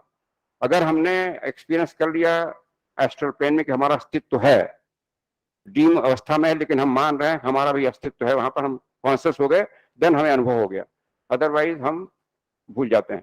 सो occultism is the such part of nature, ऐसे नेचर के लॉज, ऐसे नेचर के फोर्सेस जिनको हम नहीं जानते इस अवस्था में, और उसको जानने की कोशिश करते हैं, उसी को ऑकल्ट साइंस कहते हैं। जैसे मास्टर से जब कहा गया कोई चमत्कार दिखाइए, ये ह्यूम ने कहा, तो उनका चमत्कार नाम की कोई चीज नहीं है, जिसको आप जानते नहीं हो चमत्कार नियम हो जाता है। सब कुछ प्रकृति के नियम के अनुसार होता है, पर नियम हर एक स्तर पर है। अगर किसी चीज को हम यहीं हाथ से यहीं से इशारा करके इस कुर्सी को हटा दें, दैट पावर विल पावर है, वो अकल्ट पावर है। हमारा आप नहीं हटा पाएंगे, हमारे कई लोग उस समय के लोग हटा देते थे। ये अकल्ट पावर है कि हम बिना उसको छुए हुए इसको हटा दें। तो ये इसको तरफ से हमारा सिद्धियां कहा गया है, ऐसे अकल्ट पावर है। लेकिन जो ये जब सिद्धियां आ जाती हैं तो उसको केवल मानवता की भलाई के लिए इस्तेमाल करने के लिए कहा गया है, किसी की क्यूरियोसिटी को सेटिस्फाई करने के लिए, किसी को तमाशा करने के लिए, भीड़ जुटाने के लिए। ये मास्टर ने बड़ा साफ कर दिया। ब्लाउस्की से कई लोगों ने इंसिस्ट किया कि आप कुछ दिखाइए, थोड़ा सा उन्होंने दिखाया था, जैसे फूल की वर्षा कर दिया, कोई घंटी नहीं, घंटी का आवाज आई, but that is only limited. But she also said कि these things are not for any satisfying curiosity. ये तभी इस्तेमाल की जाती है जब कई लोगों का भला करना हो। So these are the occult powers, occultism. और अकल्ट जो आर्ट है, इस नेचर के जो गुप्त नियम है उसको प्रयोग करना। जो हमारे बड़े बड़े तांत्रिक होते हैं वो भी अकल्ट नियम का फॉलो करते हैं, बट तांत्रिक का उद्देश्य स्वार्थी हो जाता है, किसी का नुकसान भी करना चाहता है। और ये जो सिद्ध संघ है, इन पावर्स का इस्तेमाल करता है केवल मानवता की भलाई के लिए करना है। और इसीलिए कहते हैं इन पावर को प्राप्त करने का प्रयत्न करिए जब तक आपका मन और हृदय शुद्ध न हो जाए। अगर मन और हृदय शुद्ध नहीं है तो इन पावर आ जाएंगे तो उसका मिसयूज कर लेंगे। एक एग्जाम्पल बताऊं, उसमें सीक्रेट डॉक्टर में आया है, जैसे हमारी जो एनर्जी चल रही है, अभी हम लोग स्टीम एनर्जी में थे, अब इलेक्ट्रिक एनर्जी से सारा काम हो रहा है, अब बात हो रही है सोलर एनर्जी की बात हो रही है। लेकिन सीक्रेट डॉक्ट्रिन में एक एथरिक एनर्जी की बात होती है, एथरिक फोर्स, वो आएगा, कहते हैं इन ड्यू टाइम आएगा। लेकिन एक मिस्टर कीले थे जो फिलाडेल्फिया यूनिवर्सिटी में फिजिक्स के प्रोफेसर थे, उनको उस एथरिक फोर्स का ज्ञान हो गया, वो स्पिरिचुअल पर्सन भी थे। तो एथरिक फोर्स क्या था? जैसे उनका पानी का पंप है, उसमें बिना करंट का ऑन किए हुए, बिना कोई पेट्रोल डाले हुए कुछ हाथ की मुद्रा बनाते थे, पेट्रोल पंप चलने लगता था, पानी खींचने लगता था। तो बड़ा खुश हुए, भाई ये तो अगर ये हो जाए पावर, तब तो हमारी सारी बिजली की खपत बंद हो जाएगी, कोई पेट्रोल डीजल नहीं, सारे पंप चला देंगे। और छोटा मोटा पंप नहीं था, आई थिंक 2-2.5 हॉर्स पावर का पंप था। तो मैंने एक्सपेरिमेंट किया और सोचा कि इसको दूसरों को बताएं, दूसरों को बताया, लोग विश्वास नहीं करने लगे। तो कहते आप दिखाइए, वो तो दिखा देते थे, लेकिन दूसरा कोई नहीं कर पाता था। तो वो पेटेंट, उसके लिए पेटेंट की अप्लाई की अमेरिका में। पेटेंट ने किसी बाबू ने कुछ ऑब्जेक्शन लगा दिया, जैसे होता है। मास्टर लिखते हैं, महर्षि लिखते हैं कि वो ऑब्जेक्शन जानबूझ के लगाया गया बाय दिस मास्टर्स की शक्ति से, कि ये पावर अगर अभी दे दी जाएगी तो मनुष्य मिसयूज करेगा, और अभी मनुष्य प्रिपेयर नहीं है, जब तक उसका मन शुद्ध हो जाए तब तक ये पावर दी जाएगी। उन्हें दी जाएगी बट विल टेक टाइम।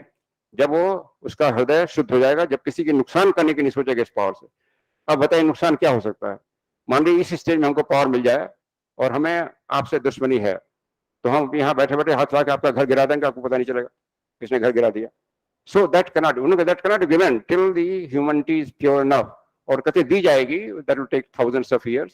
और उस समय तक दी जाएगी जब सारे मनुष्य यूनिवर्सल ब्रदरहुड में आ जाएंगे, माइग्रेशन फ्री कर दी जाएंगे। माइग्रेशन को वर्ड लाती है, अभी माइग्रेशन अमेरिका नहीं चाहता, इंडिया नहीं चाहता, जहां जिसको जाना फ्री जाए, जहां जिसको बसना बस है, माइग्रेशन फिर।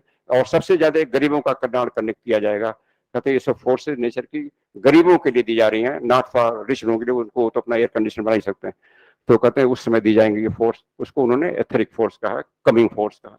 तो एग्जाम्पल दिया हमने। इस तरह के जो अकल शक्तियां हैं उनको कहा गया है कि पहला स्टेप है आपको अपने मानव हृदय को शुद्ध करना, तब वो शक्तियां आपने पाएंगी और तब उसका इस्तेमाल जो पर्पस है नेचर का आप कर पाएंगे, नहीं तो मिसयूज कर पाएंगे।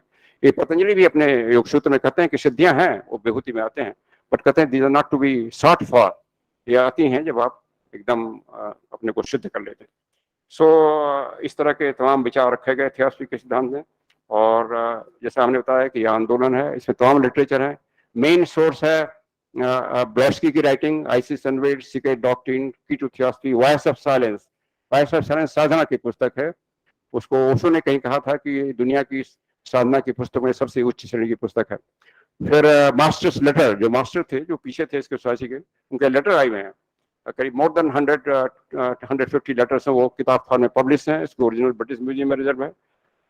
एओ ह्यूम को और एपी सीनेट को, कोई भारतीय लोगों को करीब 5-6 लोगों को पत्र आते थे। कोई पत्र छत से गिरता था, कोई सोफे से गिरता था, निकलता। वो तिब्बत में बैठे बैठे वहां से पत्र यहाँ भेज देते थे बिना पोस्टल के थ्रू। उसमें सारी डीप शिक्षाएं हैं, क्वेश्चंस होते थे, आंसर होते थे। उसमें कुछ साइंस की ऐसी चीजें हैं जो अभी भी साइंटिस्ट माइंड नहीं समझ पा रहा है। उसमें कई चीजें मैं कोट कर, मैं खुद नहीं समझ पाता, मैंने कुछ लोगों को अपने से ज्यादा विद्वान साइंटिस्ट को बताया, कहता है ये तो मुझे अभी समझ नहीं आ रहा। तो कई चीजें ऐसी बताई गई, कोई सरल चीजें, कोई कठिन चीजें बताई गई। मृत्यु के बारे में कहा गया। मृत्यु को थियोसॉफी कहते हैं कि मृत्यु is the gate for the soul to go upwards. अगर मृत्यु नहीं हो तो सोल का विकास नहीं होगा, क्योंकि सोल का, ह्यूमन सोल का उद्देश्य परफेक्ट होना। एक ही जीवन में परफेक्ट नहीं हो पाएगा। परफेक्ट माने सारी फैकल्टी उसकी परफेक्ट हो जाए, मैक्सिमम ज्ञान हो जाए, सारी विद्याओं का ज्ञान हो जाए, सारी साइंस का ज्ञान हो जाए, आध्यात्मिकता आ जाए, स्पिरिचुअल पर्सन बन जाए, सब कुछ हो जाए, कंप्लीट निस्वार्थ हो। कहते एक जन्म में नहीं हो सकता, इसलिए बार बार जन्म का नियम बनाया गया है। और क्योंकि हर जन्म में सीखेगा, और ये डेथ के बिना संभव नहीं आगे बढ़ना, क्योंकि ये एक ह्यूमन बॉडी की लाइफ सीमित है। 80 साल 100 साल मैक्सिमम हो सकती है, उससे उन्हें जीना पूरा सीखना संभव नहीं है। इसलिए मृत्यु के बाद जो सोल जाता है, जिसको हम नर्क या स्वर्ग कहते हैं शास्त्र में, यहाँ हमारे यहाँ एस्ट्रल पेन और मेंटल पेन कहा गया है, वहाँ विश्राम करता है, सीखता है, अपने अनुभवों को पचाता है, अधिक क्षमता लेके पैदा होता है। ये जन्म जन्म दिन चलता है, स्पाइरल जर्नी होती है, और फिर शिखर पर पहुंचता है, मनुष्य परफेक्ट होता है। ये कहा गया मास्टर लेटर में, एक एवरेज मनुष्य को 777 जन्म लेने पड़ते हैं, 777 as human being to become perfect. लेकिन मनुष्य अपने विचार से, अपनी साधना से ये साइकिल छोटा कर सकता है, कम जन्मों में परफेक्ट हो सकता है। जैसे बुद्ध के बारे में कहा कि वो बहुत कम जन्म में परफेक्ट हो गए, तो मनुष्य हो सकता है, ये क्षमता है मनुष्य में। तो ये थियोसॉफी मनुष्य के जीवन को बड़ी आशा देती है।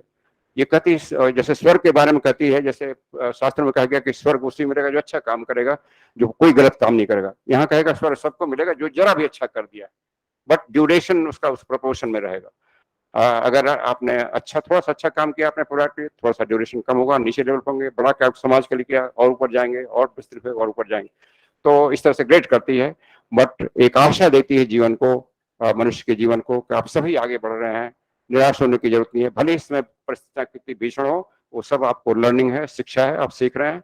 और इसीलिए धैर्य लेकर के प्रसन्न चित्त से सब सीखिए जीवन में, और आगे बढ़िए, अपने जीवन को आगे बढ़ाइए, सीखिए। तो इन शब्दों के साथ मेरे काफी पूरा हो गया है। आप सभी का धन्यवाद। अच्छा, एक खाली इंफॉर्मेशन के लिए, थियोसॉफिकल सोसाइटी की मैं यहाँ मेंबर बनाने आपको नहीं आ रहा हूँ, बट इंफॉर्मेशन दे रहा हूँ। थियोसॉफिकल सोसाइटी के मेंबर जो इंडिया में थे, पहले उनको चंदा रखा गया था 150 rupees per year, 100 rupees admission fee, अब उसको फ्री कर दिया गया है। और एक फ्री मैगजीन में आएगी जो इंडियन थियोसॉफिस्ट, मैगजीन था, वो मैगजीन था, वो मैगजीन ये मैगजीन है, इंडियन थियोसॉफी निकलती है यहीं से। इसका हिंदी या इंग्लिश वर्जन आप ऑप्शन दे सकते हैं, ये फ्री आएगी। सो आप में जिसको इंटरेस्ट हो, ही कैन ज्वाइन। 2-4 फॉर्म हमारे जो चाहे फॉर्म दे देंगे, and they concentrate. So that is for your information. और सोसाइटी का मेंबर होता है, उसको डिप्लोमा मिलता है, मेंबरशिप मिलती है नंबर, और अभी हम लोग 28, 29, 30 अक्टूबर को इसी अपने सोसाइटी में एक भारतीय शाखा का एक एनुअल कन्वेंशन कर रहे हैं, 127th कन्वेंशन।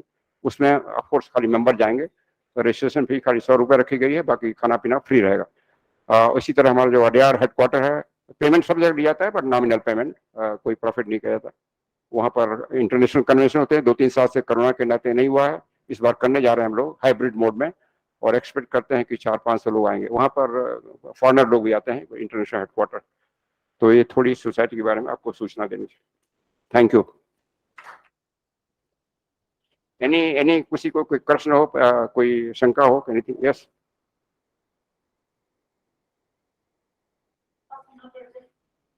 यहाँ सुनाई नहीं पड़ा। No, I am comfort, I am, अच्छा।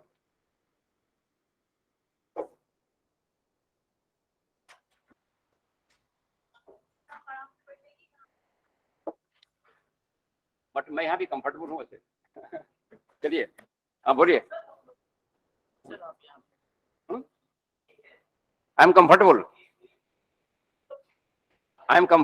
हाँ बोलिए।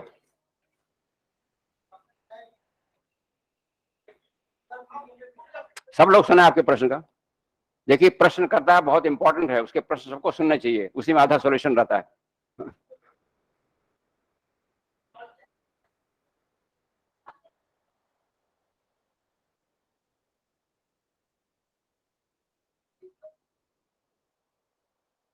अब आप लोग नहीं सुन रहे हैं, मैं सुन रहा हूँ।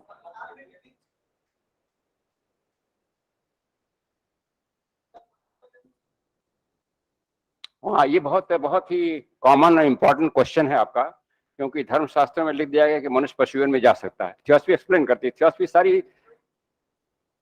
हाँ, आपका प्रश्न ये था कि मनुष्य क्या पशु योनि में जा सकता है। बड़ा रेलेवेंट क्वेश्चन है, क्योंकि सभी धर्मशास्त्रों में ऐसे ही वर्णन आ गए हैं।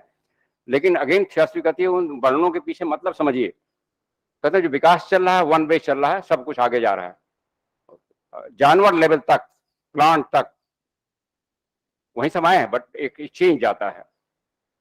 जो सोल है, एक ग्रुप सोल है जानवर लेवल, जैसे जितने कुत्ते हैं सबका एक ग्रुप सोल है, इंडिविजुअल सोल नहीं है। Plants species wise group soul है। ग्रुप सोल मतलब जैसे एक बाल्टी में पानी भरा हुआ, उसमें एक मग निकालिए, दूसरा मग निकालिए, ये सब इंडिविजुअल बन गए क्रीचर्स।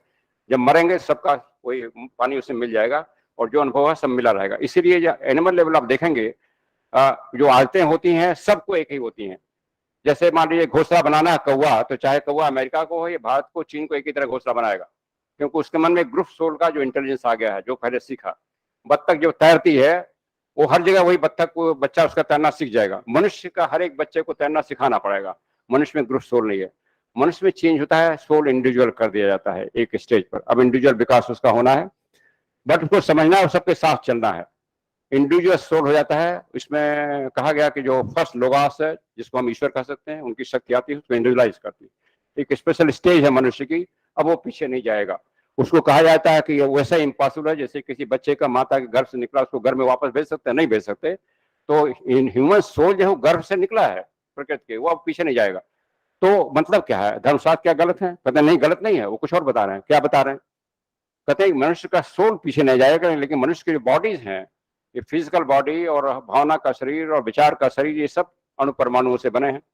ये अणुपरमाणु में, ये अणुपरमाणु जो है, कोष जो है, स्वयं में एक एंटिटी है, कॉन्शियस एंटिटी है। इनका भी विकास हो रहा है। हम भी कभी किसी की बॉडी का अणुपरमाणु, इनका विकास हो रहा है। इनका विकास भी हमारे विचारों से प्रभावित होता है। अगर हम ये गिलास पानी का छू रहे हैं, तो गिलास के अणुपरमाणु भी हमारे विचारों से प्रभावित हो रहे हैं। कोई कलम से आप लिख रहे हैं, उसके अणुपरमाणु प्रभावित हो रहे हैं। अगर हमारे विचार खराब हैं, लालच है, घृणा है, तो ये अणुपरमाणु गिलास के, कलम के, हमारे शरीर बॉडी के प्रभावित होते हैं। अगर हमारे विचार शुद्ध हैं, तो जो हमारे शरीर के परमाणु हैं, जिस चीज को हैंडल करते हैं, उसके शुद्ध होते हैं, वो भी आगे जाते हैं, अदरवाइज पीछे जाते हैं।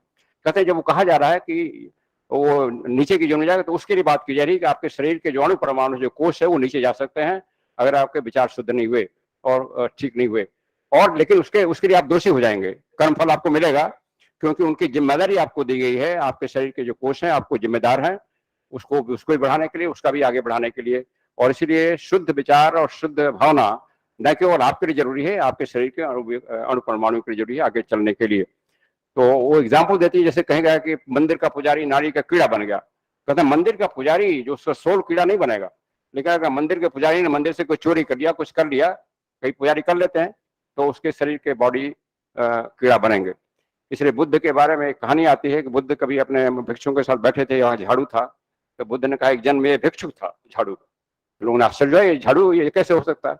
तो समझाया उन्होंने बाद में कि वो उसके बॉडी के परमाणु, वो कुछ गलत सोचता था, भिक्षु था, तो उसके बॉडी के जो कोष हैं वो झाड़ू में आ गए।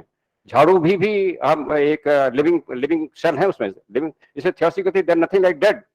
चेतना और जीवन हर जगह है, ये समझना है। झाड़ू में भी है, कलम में भी है, गिलास पानी में है। सबको हम प्रेम से हैंडल करें, सबको हम शुद्ध विचार से हैंडल करें, और तभी हम उनके भी विकास में योगदान दे रहे हैं। इसलिए कहा गया मनुष्य के कंधे पर काफी रिस्पॉन्सिबिलिटी है, न केवल अपने विकास के लिए। आपके संपर्क में जो भी आ रहा है, जड़ नाम की थियोसॉफी कोई नहीं मानती है, जो भी आ रहा है, जो मनुष्य, जानवर, पेड़ पौधे, ये जो जिसको हम कलम, दवा जो भी आ रही है हमारे सामने, सबके हम इवोल्यूशन के जिम्मेदार हैं, और कोई भी नीचे जाएगा वो जिम्मेदारी हमारी होगी, क्योंकि कर्म फल हमें भोगना पड़ेगा। क्लियर? Yes yes. आप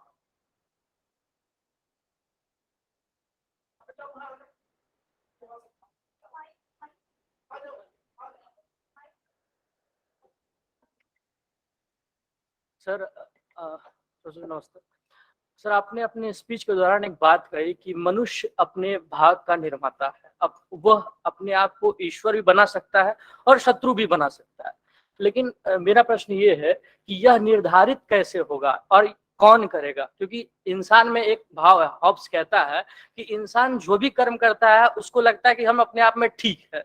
तो इस बात का निर्माता कौन है कि हम सही हैं अथवा गलत है? अगर कोई इतर है, हमसे कोई इतर है, तो फिर वह स्वयं निर्माता कैसे? ओके नहीं, बड़े, ये भी बहुत इंपॉर्टेंट क्वेश्चन है कि हम कैसे जाने। इसका भी सूत्र देती है थियोसॉफी। अपने अंतः चेतना की आवाज को सुनिए, try to listen to your conscience and inner voice. अगर वो गलत मान रही है तो छोड़िए, अगर सही मान रही है करिए, भले ही उसका परिणाम आपको अच्छा ना लगे, लेकिन वो आपको इवोल्यूशन बढ़ाने के लिए है। जो इवोल्यूशन बढ़ाएगा वो आपके कल्याणकारी है, कर्म अच्छा बना रहे हैं, भले ही उसका परिणाम आपको सांसारिक दृष्टि से खराब मिले। जैसे आपने सत्य बोलने का पढ़ लिया, अब कहीं झूठ बोलने से अपना फायदा हो जाएगा, तो आपकी अंतः चेतना आवाज सोचिए, सुनिए क्या कह रही है, कि झूठ बोलने के हम फायदा ले लें, छुट्टी मांग लें गलत बीमारी का सर्टिफिकेट दे करके, या सही बोलें। आपको डिसाइड करना है। आपकी अंतः चेतना कभी धोखा नहीं देगी, उनको दबा देते हैं। तो एक बड़ा क्लियर सॉल्यूशन है, अंतः चेतना की आवाज सुनिए। जब महात्मा गांधी ने जब कहा चौरी चौरा का कांड हुआ, तो उनसे लोगों ने बंद कर दिया अपना सत्याग्रह, ये बड़ा बहुत गड़बड़ हो रहा है। तो कहते हैं मैं अंतः चेतना की आवाज सुनने जा रहा हूँ। मौन में चले गए, अंतः चेतना का फिर डिसाइड किया उन्होंने। So everything we have to listen to our अंतः चेतना। वो कहती है पर ब्रह्म स्वयं अंतः चेतना के रूप में आपको शिक्षा दे रहा है और दिशा दे रहा है। कृष्ण कहते हैं आपके हृदय में बैठा हूँ। हृदय में कोई कृष्ण की मूर्ति नहीं बैठी है, अंतः चेतना कृष्ण है, वो आपको दे रहे हैं। और हर एक मनुष्य में अंतः चेतना है, मनुष्य के लेवल पर।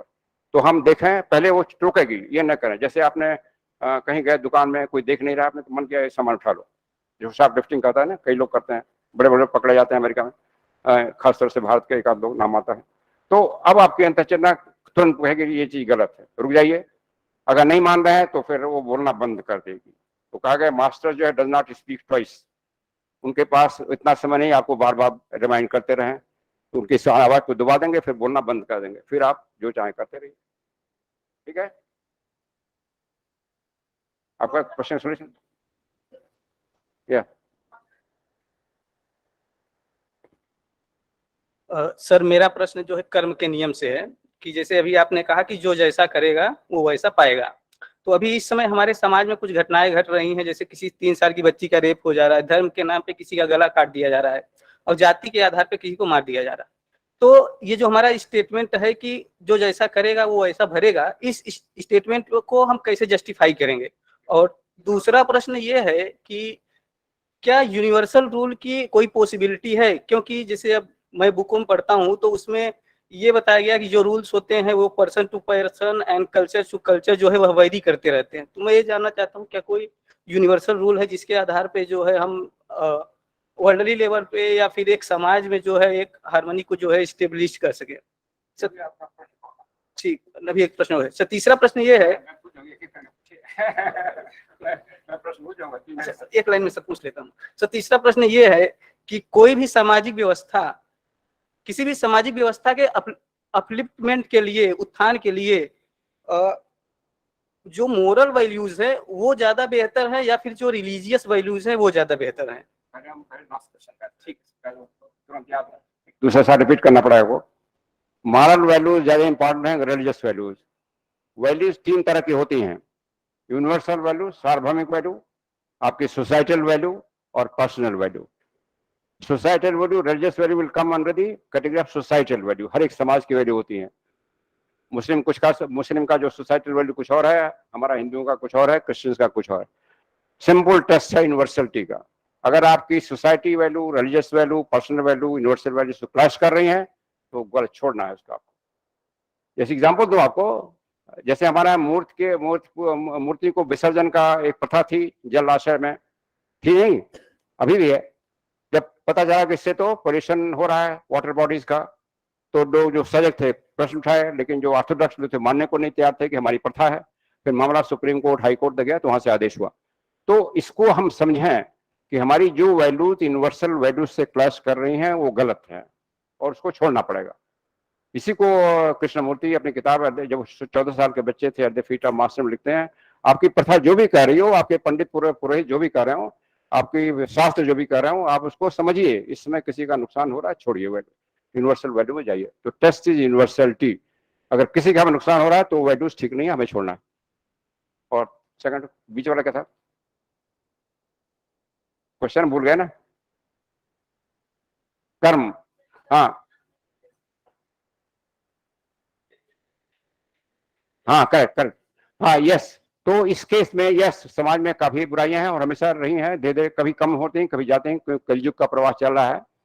उसका कर्म फल लोगों को भोगना पड़ रहा है। नॉट ओनली इस जन्म का, पिछले जन्मों के हम कर्म फल लोग आए हैं। सोल जहां जन्म लेता है, जिस समाज में, जिस परिवार में, जिस परिवेश में, अपने पिछले कर्मों से वो डिसाइड होता है। समाज में काफी व्यवस्था दिखाई पड़ रही है। इसीलिए सारी शिक्षाएं आती हैं, इसीलिए पैगंबर आते हैं, अवतार आते हैं, सब ठीक करने के लिए। मार्गदर्शन लोग भूल जाते हैं। लेकिन कर्म फल जो है, कर्म का नियम अटूट रहता है। जो घटनाएं हो रही हैं वो दोनों चीजें हैं, दोनों दृष्टि से देखा जा सकता है। उस सोल ने कुछ ऐसा गड़बड़ किया, उसको भोगना पड़ रहा है, और जो उसको बचा नहीं रहा है वो नया कर्म बना रहा है। जैसे एक बात होती है, मैं कोई मान लीजिए क्रिमिनल है और वो क्राइम किया, उसको फांसी सजा दी गई, क्राइम किया, उसका फल आया, उसको जेल मिला। अगर जेल ना भी मिले तब उसको फल मिलेगा, कुछ ना कुछ मिलेगा अकॉर्डिंग टू कर्म का नियम। लेकिन जो फांसी उसको दे दिया, उसको एक बड़ा कर्म फल मिलेगा, एडवर्स कर्म। क्यों? क्योंकि हर एक सोल अपना एक प्रारब्ध लेके आता है, उसको निपटाना है, और हमने समाज ने उसको फांसी देके उसको प्रारब्ध निपटाने का अवसर उसको छीन लिया, और इसलिए वो अगले जन्म में और एक बेटर मोर लोड लेके पैदा होना पड़ेगा प्रारब्ध का, और इसलिए वो समाज दोषी होगा जो कर्मफल बना रहा है। तो पूरे समाज उसमें जो दोषी हो जाएगा, नॉट ओनली इंडिविजुअल। जो जल्लाद वो दोषी नहीं है जो फांसी दे रहा है, सारा समाज जिसने सपोर्ट किया इसको फांसी देना। और इसीलिए कई देशों में कैपिटल पनिशमेंट अबॉलिश होने का नियम बन गया है, कहीं मूवमेंट चल रहा है। यहाँ भी भारत में कुछ प्रबुद्ध लोग ऐसी कोशिश कर रहे हैं कि फांसी की सजा नहीं जाए, क्योंकि पूरे समाज को लगता है, धर्मशास्त्रों में तो मना किया गया है। तो कर्म का नियम एक इतना सिंपल नहीं है, ये सबको अवहित करता है। और इसलिए जब कृष्णमूर्ति से किसी ने कहा कि दुनिया इतना खराब है, तो उन्होंने कहा यू आर द वर्ल्ड, आपने इस दुनिया को खराब बनाया है, अपनी सोच को ठीक करिए, तो आपको दुनिया ठीक होना शुरू हो जाएगी। ये भी प्रश्न आता है कर्म के नियम में कि एक अकेला आदमी क्या करेगा, अकेला चना क्या भार फोड़ेगा। तो इसको भी उत्तर आता है कि जो अकेला आदमी अगर सही काम करे तो भले ही इमीडिएटली प्रभाव नहीं आता, कभी कभी प्रभाव आता है। इसका एक एग्जाम्पल अन्य बेसेंट देती हैं इन किताब, उसकी किताब है hints for study of Bhagavad Gita. जब महाभारत का युद्ध डिसाइड हो गया था होना है, और कौरव लोग उसको नहीं दे रहे थे, प्रॉपर्टी 5 गांव में नहीं दे रहे थे, तो फिर भी कृष्ण ने कहा कि युद्ध को रोकने का प्रयास करना चाहिए, और खुद दूत बन के गए, ये जानते थे कि युद्ध नहीं रुकेगा, और ह्यूमिलेट भी हुए, दुर्योधन ने ह्यूमिलेट भी किया। तो अन्य बेसेंट कहती हैं कि ऐसा लगता है कि कृष्ण का प्रयत्न जो है युद्ध रोकने का असफल हो गया, ये लगेगा। लेकिन वो प्रयत्न उन्होंने इसलिए दिखाया कि दुनिया के सामने आदर्श रखा कि युद्ध रोकने का सारा प्रयास करना चाहिए, उसके बाद युद्ध ठीक है, प्रयास उन्होंने किया। और कहते हैं उसी प्रयास से और कैसे लोग प्रयास से बाद में जब सेकंड वर्ल्ड वॉर के बाद लीग ऑफ नेशंस बना, यूनाइटेड नेशंस बना, जो युद्ध रोकने की मेन उनका एम था। कहते हैं अकॉर्डिंग टू अन्य बेसेंट, कहते हैं वो United nation, league of Nations का फॉर्मेशन कृष्ण के उस प्रयत्न का फल है, जो उन्होंने युद्ध रोकने का प्रयास किया, उस समय सफल नहीं हुआ। तो ये कहती है कि आप जो सही चीज को प्रयत्न करते रहिए। और एक जगह और कहा गया, आप हताश क्यों होते हैं? कृष्ण बुद्ध और क्राइस्ट भी पूरे संसार को ठीक नहीं कर पाए अपने जीवन में, तो आप क्यों चिंता करते हैं? ठीक काम करते रहिए, परिणाम आएगा। बीज आप बो रहे थे।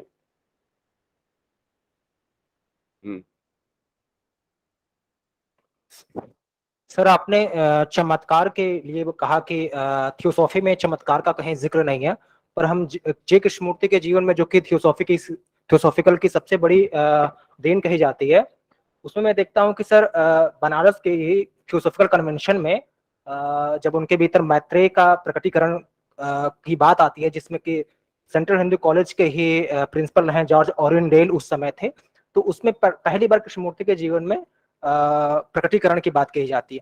साथ ही साथ जो थियोसॉफी में एसोटोरिक सेक्शन है, जिसमें कि विश्व के तमाम पुराने धर्म और साथ ही साथ उसके जो रहस्यात्मक गुह्य विद्याओं का अध्ययन किया जाता है सर, उसमें भी बात कही गई है। तो सर, आपने कहा कि चमत्कार नहीं है और ये सारी घटनाएं जो है उनसे संचालित हो रही हैं, और दूसरी ये कैसा सर एक कॉन्ट्रडिक्शन मुझे लग रहा। दूसरा सवाल ये कि सर, क्या आपने कहा कि पुनर्जन्म की बात नहीं की गई है, पुनर्जन्म की बात की गई है सॉरी थियोसॉफी में, तो मुझे नहीं मालूम सर, इसको आप करेक्ट कीजिएगा। और सर इसके साथ साथ अगर सर थियोसॉफिकल की बात की जाए और अगर रिवलेशन की बात ना की जाए, इवन अगर एल्कोनी की बात ना की जाए, तो पूरी थियोसॉफिकल की पर किया गया लेक्चर बहुत अधूरा सा लगता है, क्योंकि बहुत मेजर पॉइंट्स हैं। सर इस पर कुछ जिक्र कीजिएगा। चमत्कार, देखिए, चमत्कार देखना मनुष्य का एक निचली प्रवृत्ति है। कुछ चमत्कार हम देखना चाहते हैं। ये जब थियोसॉफिकल सोसाइटी बनाई गई और इंडिया में लाई गई, तो उसमें यहाँ ब्रिटिश राज था और कई लोग इसको चमत्कार देखना, ये ह्यूम जिन्होंने कांग्रेस के स्थापना मेंबर बने थे थियोसॉफिकल सोसाइटी के, वो बार बार इंसिस्ट कर रहे थे कि ये जो यूनिवर्सल ब्रदरहुड बड़ा वेग चीज है, इससे लोग भीड़ नहीं जुट रही है, आप चमत्कार दिखाइए। तो महात्मा का पत्र आया, चमत्कार नाम की कोई चीज दुनिया में नहीं है। There's nothing like miracle. Everything happens according to law, but law operates at all levels. जिस लॉ को आप नहीं समझते, उसकी घटना को आप चमत्कार बोलते हैं।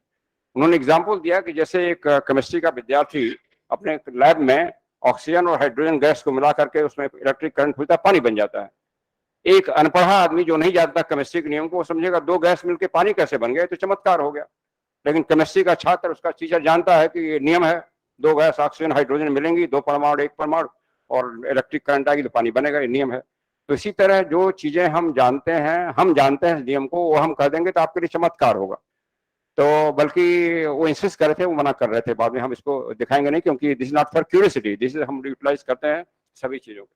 जैसे उन्होंने जब पूछा गया कि आप तिब्बत में बैठे पत्र कैसे भेज देते हैं पर बिना किसी मीन्स के, कहते हैं वो प्रेसिपिटेशन मेथड है। हालांकि इसको आप पूरा नहीं समझ पाएंगे जब तक साइंस उस लेवल पर नहीं पहुंचता। फिर कुछ तो समझाइए। तो उनका मान लीजिए हम लिखना चाहते हैं कि आई लव यू, तो हमें माइंड में पूरा बनाना पड़ता है, ILOVEU पूरा बनाना पड़ता है, और फिर उसको प्रोजेक्ट करते हैं ईथर में, स्पेस में, और फिर उसको जहां जाना है वहां पर प्रोजेक्ट करते हैं विल पावर से, और वहां पर जो एटमॉस्फेयर में जो कार्बन है और ह्यूमिडिटी है, उससे उसकी इंक बन जाती है, and that impresses later on the paper, और वहां पर प्रोड्यूस हो जाता है। कहते हैं दिस इज आल्सो साइंटिफिक, कोई चमत्कार नहीं है, because we know this rule and I have got this power, I am utilizing it. एक बार आप इस स्टेज पर, आप भी इस स्टेज पर आ जाएंगे, आप भी इस्तेमाल कर सकेंगे, तो ये कोई चमत्कार नहीं है। इसी तरह कई और उन्होंने उसका बयान किया, एक्सप्लेनेशन दिया कि चमत्कार नाम की कोई चीज नहीं है, देयर नो मिरेकल। कह रहे हैं मैजिक है, मैजिक मीन्स डिफरेंट, मैजिक माने डिवाइन पावर का इस्तेमाल करना मैजिक है, ऑकल्ट पावर इज मैजिक। तो magic is utilization of divine power for welfare of humanity. तो मैजिक और मिरेकल में थोड़ा फर्क। यस यस, हाँ, Professor Ganesh Prasad ji, you are welcome to put a question. Professor Ganesh Prasad ji, you are welcome to put a question. Professor Ganesh Prasad Das, sir, you are requested to please unmute yourself and raise your question. As we can see that you have raised your hand. Yes, am I audible? Yes, you are audible, sir. Please go ahead. Thank you so much. Yeah, I wanted to know the distinction between Theosophy and humanism, because your emphasis is on human values without appeal to the religious controversies, Excuse me, sir. scientific dogmas. Sorry to interrupt you, sir. May you please repeat your question? Please, sir. I Start wa- again. I want to know the distinction between theosophy and humanism. Oh, this is Theosophy and humanity. Theosophy shows a way for the humanity to progress, to reach its destination. Theosophy is should be part and parcel of humanity, but this is not humanity. It is showing a way to humanity to meet its desired goal, its designated goal.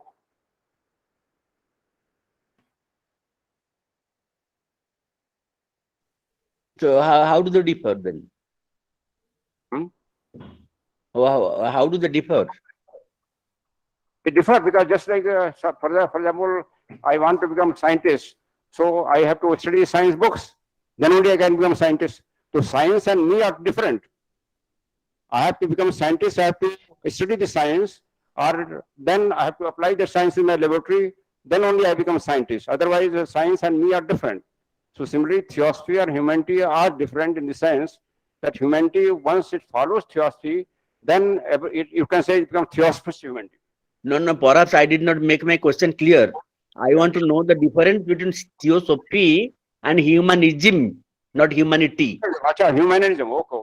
देखिए, humanism जब फर्क आती है, yes, basically they would be same thing, but humanism को theosophy it makes broader sense that humanism should be not only towards fellow human being, but towards all creatures, all creation, animals, plants, mineral life, and everything. So that is that sort of humanism इसका circle, circumference and circle that is expanding. Every whole universe you have to take, embrace it. So if that is the humanism definition, then it is same at theosophy. Normally, we feel that we are kind to human being, but we do not care for the animals, for the plants. So that theosophy will not accept. Theosophy will not exclude anything from the circle of humanism. So if your definition of humanism that, then theosophy is same thing. Then theosophy is same. Okay. Thank you so much. Thank you so much, sir. Am I audible to you, sir? Oh,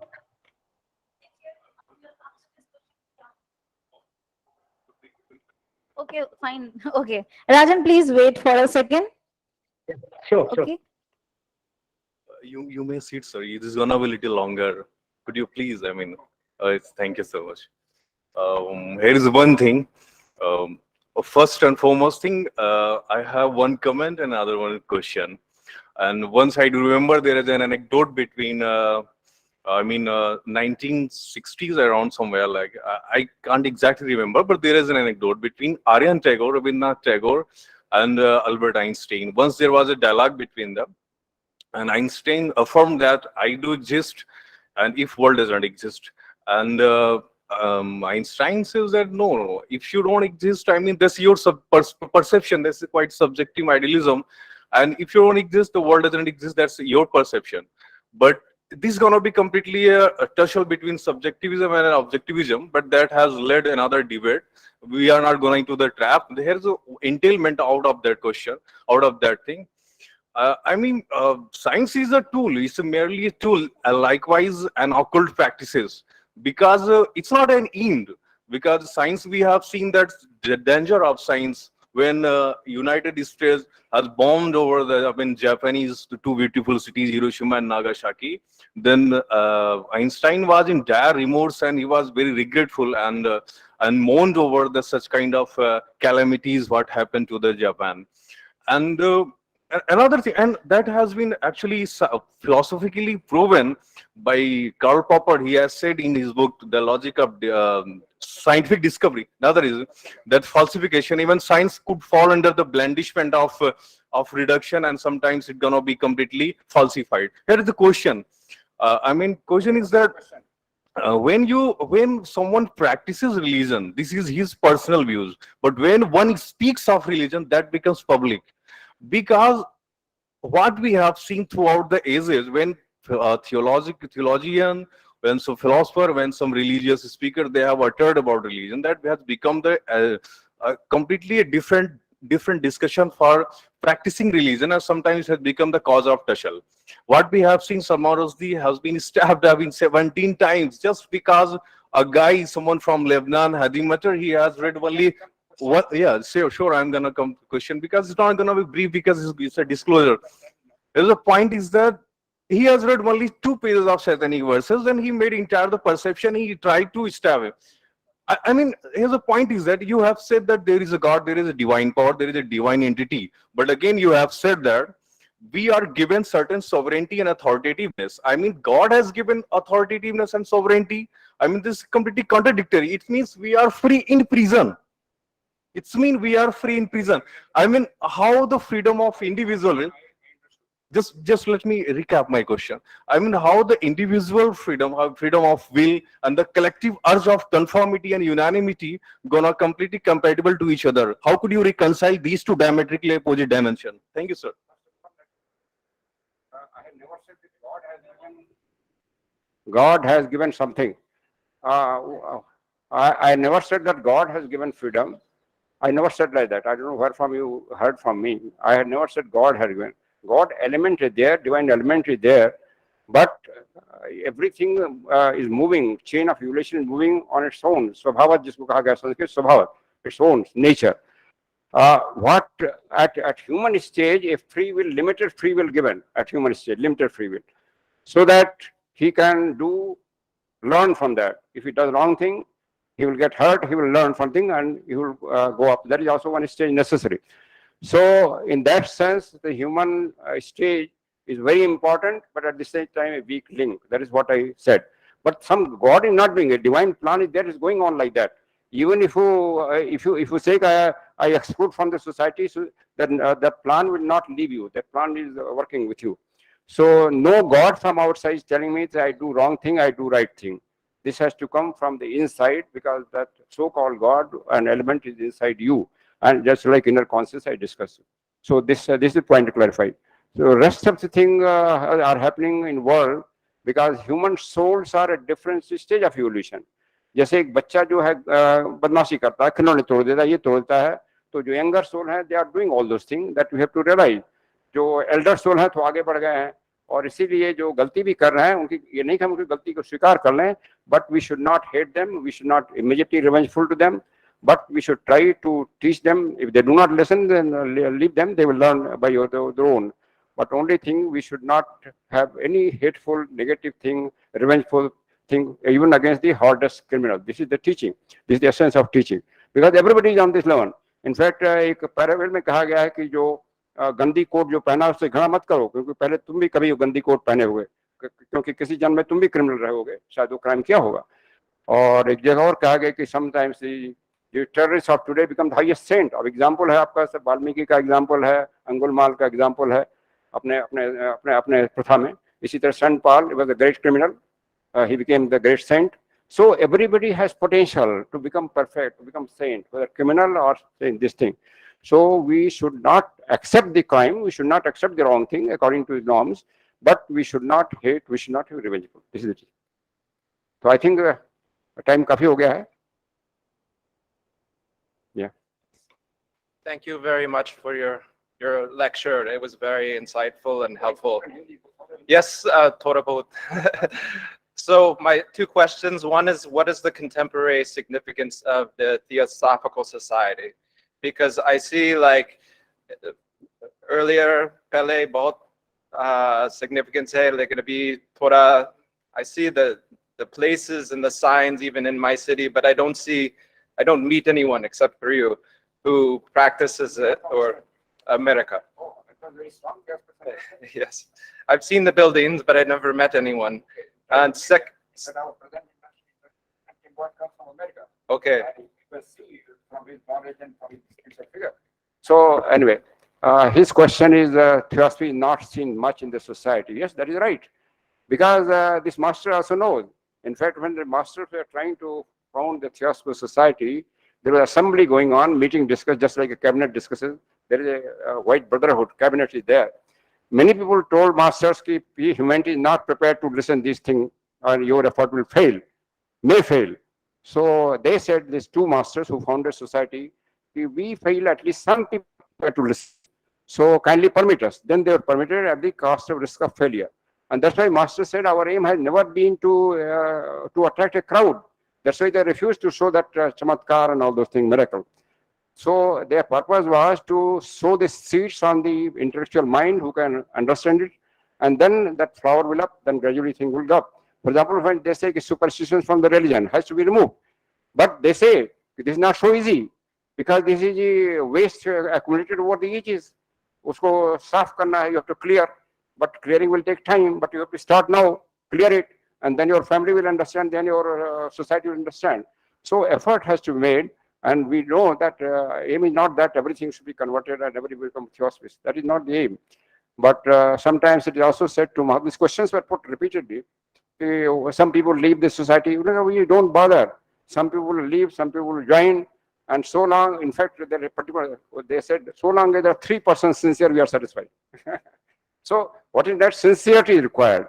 So if you are sincere, even today, if you look at your society, America, India, there are certain very sincere people doing really useful work for society.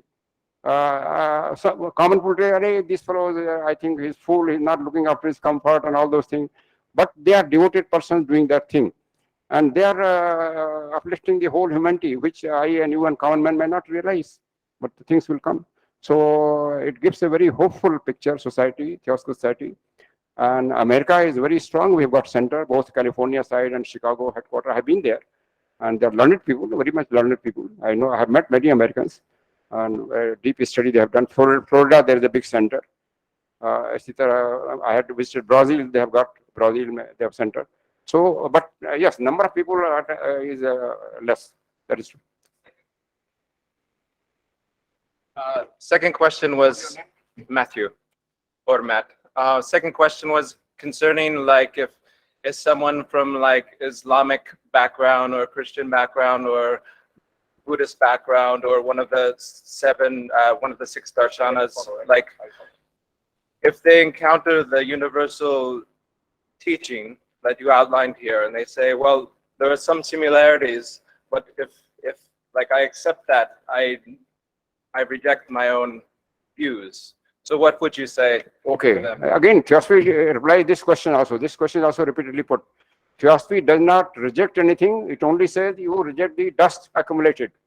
So, for example, you wash your body. You go work side you come. You find the dirty their body. You take bath, wash. You wash your body. You wash your beliefs.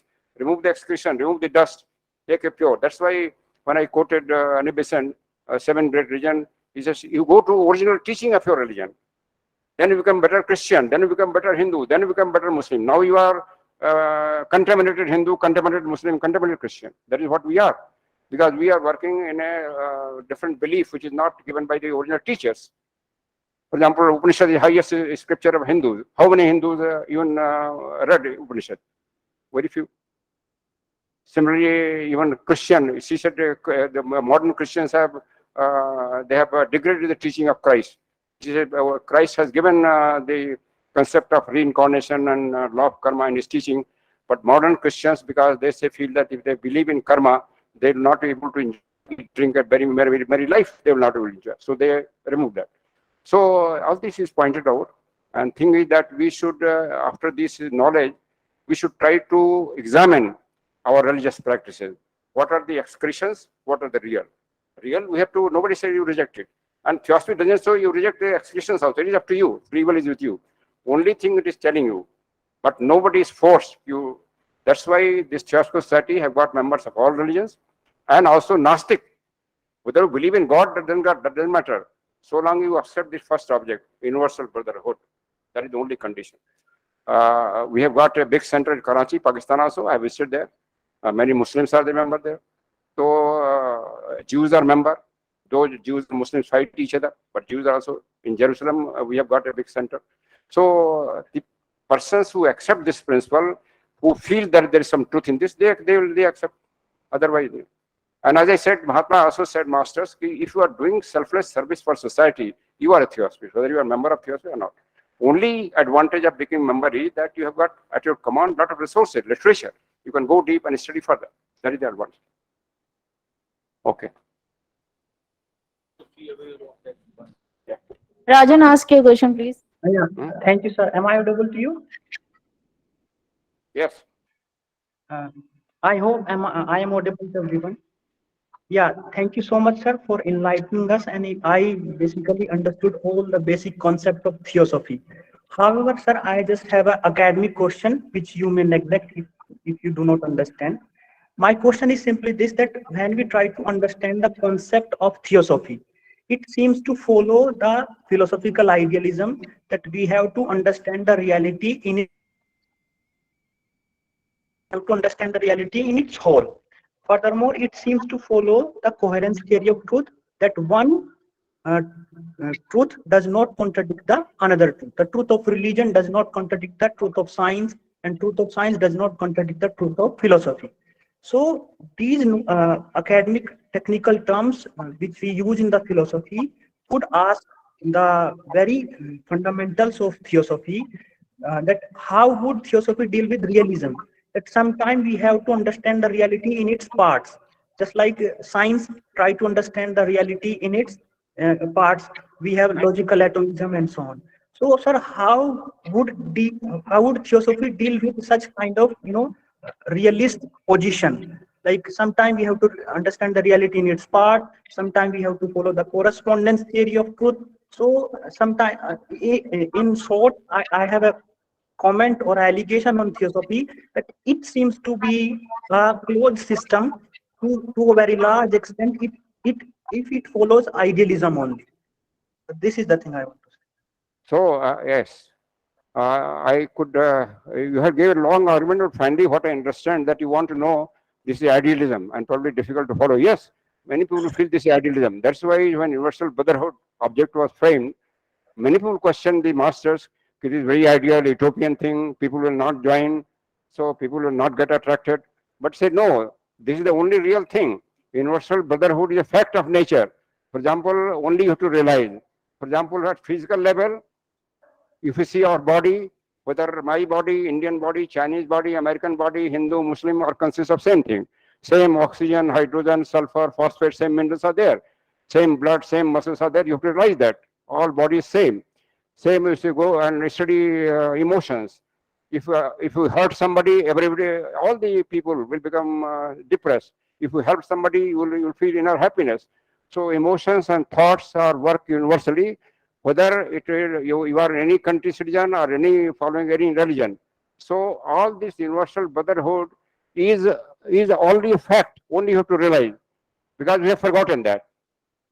We say that we have forgotten our path, so we have to return to our path. We have to know who we are, know thyself, that you are not the physically separated person. Separation is a illusion. Separation is illusion, because one person thought and feeling affect others. Nowadays, science, Roger Nelson there, he was a professor of psychology in Princeton University. There is a project, Global Consciousness Project. He has carried 20 years research. His finding has become very clear. A change in consciousness, change in thought and feeling of a person sitting in, say, Varanasi in India, will affect change and thought of person sitting anywhere in the globe, not only globe, in other places also. Not only of living human being, but inanimate objects. In fact, he has proved that computer output is also affected by our change in consciousness of a person sitting in a remote corner.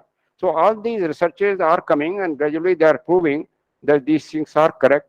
And these are that's why Brodsky says these things are the laws written by Parabrahm himself on the nature. And that's why we are making it aware, and it is up to us to follow or not follow.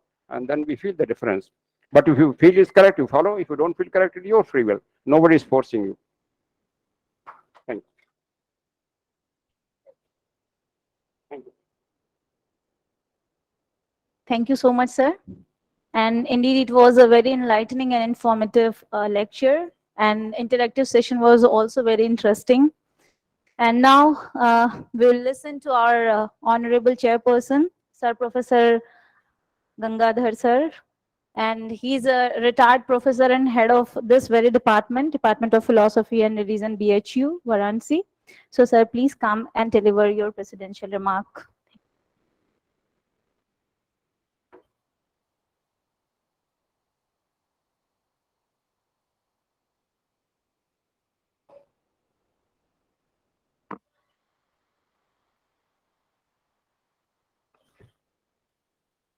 Thank you, everybody here. Most learned speaker on Theosophy by a living Theosophy in here, in this hall. Really is practicing the Theosophy and this theosophical way of life. That is very beneficial for us if we look at him and his activities. Okay, but for me it is very difficult. When I am here in this hall, I remember so many things since like 1964 onwards till 2015 or so, and today I see my ideal teachers here. This is the question of after death. Those who ask the question about the death, we can see after death, this is the situation. This is the situation. My ideal teachers, all of them mostly, they are my teachers. Now, it is very pleasing for me, at least because I have been associated for some time with the Theosophical Society of Varanasi. I visited there because I was living near Kamacha, and you have been invited by the Honorable Speaker to go on 2-3 days in the month end and enjoy what is philosophy, what are your questions, and see there. They will remember. They are very alert. I hope everybody is very alert. And those whom I know, they are very alert, and I hope that everybody is alert here. So everybody must go there and see what is happening there and how they live. They have very good library also. I used to sit for some time in the library to study some of the theosophists and many more things. Now today, I'm really very thankful and all regards to the speaker that I've been listening for some hours here, 1 hour maybe, on theosophical way of life. Actually, he has given so many things about theosophy. But for you, for your information, as you have chanted Natvam Kamaya Rajyam of Mamana, I see that when this Banaras Hindu University was to be started, what to be established, no permission was possible unless some building, some institution is remained here. So Dr. Annie Besant, madam, came forward in a very happy mood, and she offered Mahamana her Central Hindu College, Kamacha, because she was very fond of propagating education. His mission was to, through education, let them teach everything from themselves. So she offered Central Hindu College, Kamacha, to the Banaras Hindu University, and it was established in 1916. But afterwards, when this building here, Central Hindu College, now the Faculty of Arts, old building, this was known as, first I have studied there in the Central Hindu College. The name from there, Mamanaji took here, and all the faculties were there situated. Somehow this is the long story, I think, to go there. But only thing that you must remember in your mind, your Vice Chancellor, present Vice Chancellor, when he came, visited this place, he first went to Dr. Annie Besant in the Central Hindu College. He has been invited to be a guest. And he bowed down. And I remember my first day in the university as a faculty in the Central Hindu College, where there was pre-university course there. I joined the college. I must be around your age, 24, 25 years. Maybe younger than you also. I went there, I saw the idol of Annie Besantji. I first went there.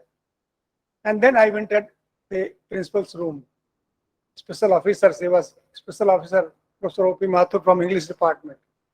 So this is the long story that you must remember the contribution of Dr. Annie Besant to this university.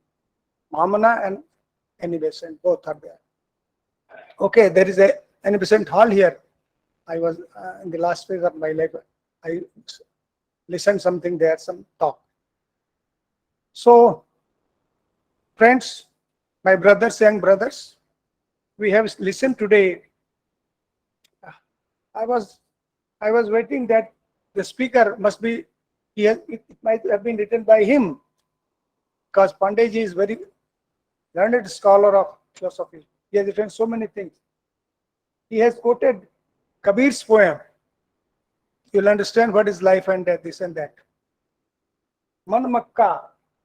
Is it your? It is your quote. Man Makka, Dil Dwarika, Kaya Kashi Jan, Das Dware Ka De. Das Dware Ka De, Tame Jyoti Samay. This is enough for to understand what is life and what is death. In fact, you must be having philosophy course here, Indian philosophy and religion also. You must be aware, some of you must be, and I think most of you should be aware of. The religious reform movement started in India during British period also. This Brahma Samaj. And here this Theosophy means, as it says, Brahma Vidya. Brahma Vidya. So the Brahma Samaj was the first established by Raja Ram Mohan Rai. You must remember in the competitive exams, you might have to answer this. Arya Samaj, Dayanand Saraswati, Ramakrishna Vivekanand movement, you must be knowing, and Tagore, etc. Then Annie Besant, Theosophy. Theosophical movement also contributed a lot in the religious reform. All the bad things, bad habits, bad tradition of Hinduism was eradicated from tooth and nail, and they were very successful. And still some are left even today.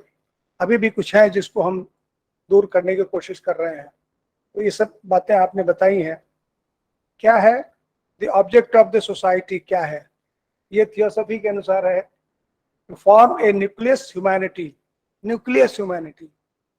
without distinction of race, creed, caste and color. This is the humanity. This he was speaking about all, detailed about God.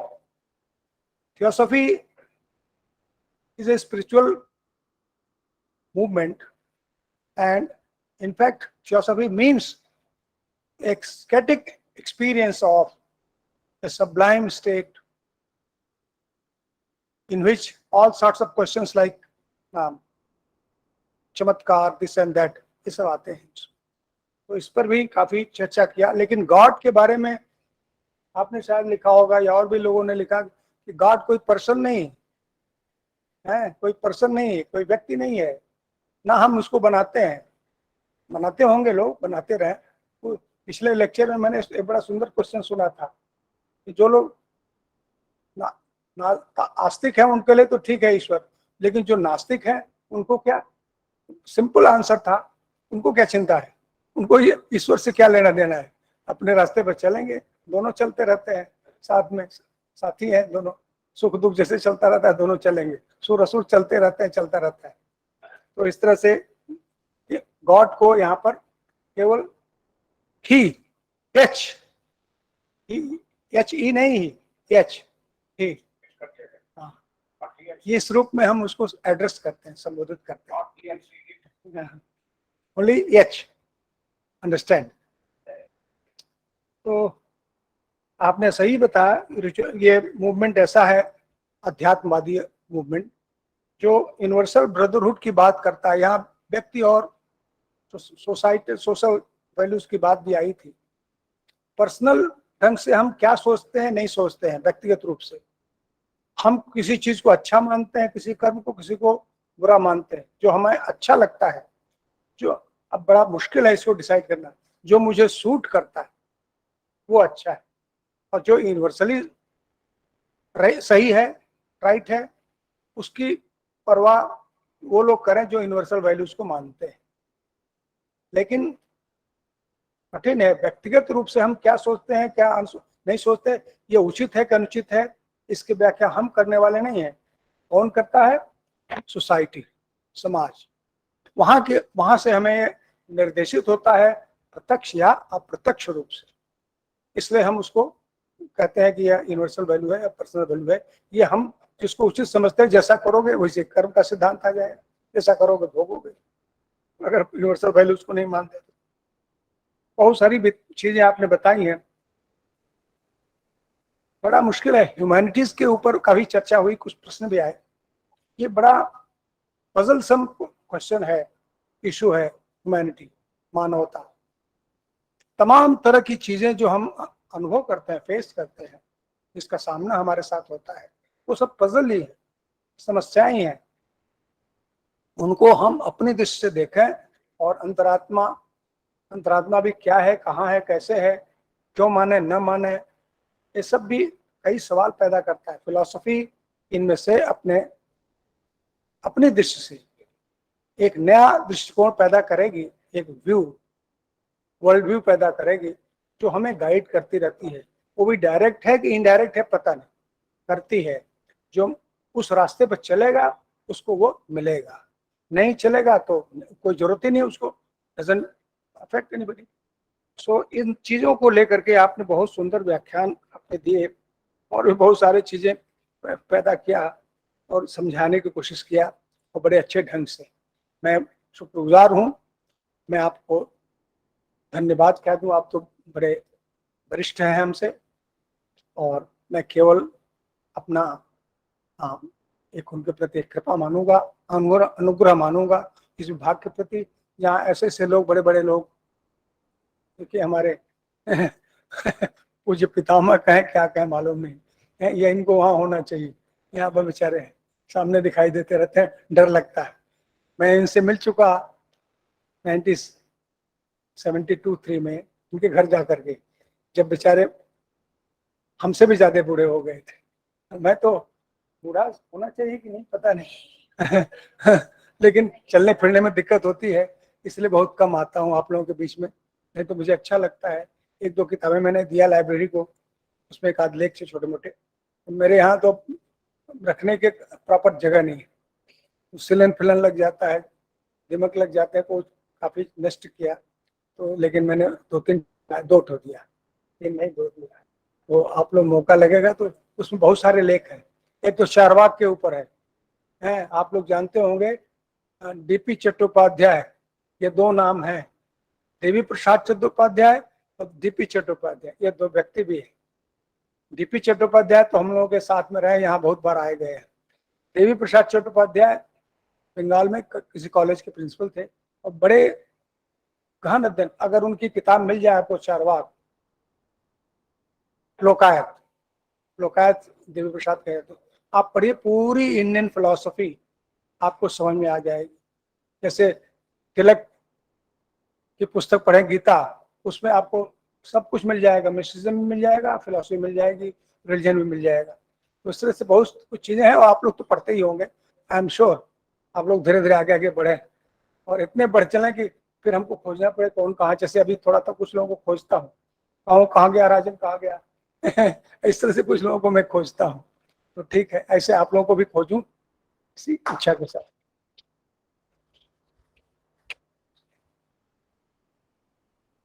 Thank you so much, sir, for giving wonderful remarks over the talk of the speaker. Now I invite Dr. Rajiv Lochan Behera, Assistant Professor in the Department of Philosophy and Religion, BHU, for giving formal vote of thanks. Sir, please come.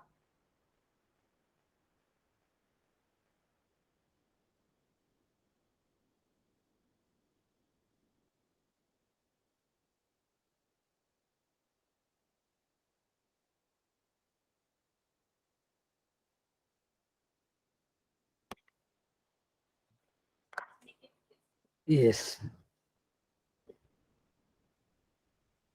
At the very outset, I would like to thank the respected speaker for his outstanding, thought-provoking, and insightful talk. And he has discussed such a way it is very difficult to deny any angle, because it's a kind of thought which is mingled with each and every cell of human body. So you cannot deny any angle, any way. It's a kind of knowledge never find the missing of any any scriptures or any books, and it is also a holistic view of knowledge. Means you can find in soil. That means you can say our pancho. That means you can say that is our sorry, that is yes, that is something you can say everywhere. And if that is you are lacking, then perhaps you are not understanding anything else. And so that I hope it is so beneficial for us and for our further use of our life. It will be so beneficial. Thank you so much, sir, for your talk. Secondly, I will like to thank to our chairperson, Professor D. Gangadhar sir. And usually he talk to me regularly in morning. And today also I found, sir, synthesize the view of the audience as well as the speaker such a way, whatever we are lacking, certain aspect that fulfilled, and we understood, or we again, you can say we got the courage, confidence to carry the thought what speaker has talked about. So thank you so much, sir, for your such a strong and interesting and very insightful insightful platform who you created among or between both the speaker and the audiences. And now I would like to thank the audience, because you know that in every lecture audiences are the important pillar, because if you say that conference is a building, the audience are the important pillar, because without them the speaker is silent. Speaker cannot speak. Don't think that what speaker said that's important. Important is how you understood and how we interact with after listening the speaker. That's very important. Therefore, I hope I understood here that all of you engaged your mind such a way that it feels that we are successful in this seminar. So thank you, all of you. And lastly, now I would like to, thank to our head sir, Professor Anand Mishra, for his enthusiastic support. Without him, I think we can do anything else. So is the root of this thought, or thought of this conference, or the continuity of this. And also I would like to thanks to all of the colleagues, senior or junior anyways, for their enthusiastic interest, as well as you can say unflinching support and cooperation. That is most important. As well as I would like to thank to handle this seminar, you can say the coordinator, sometimes convener, like Dr. Niti Singh. She has done her job very well, so fantastic and very fabulous manner.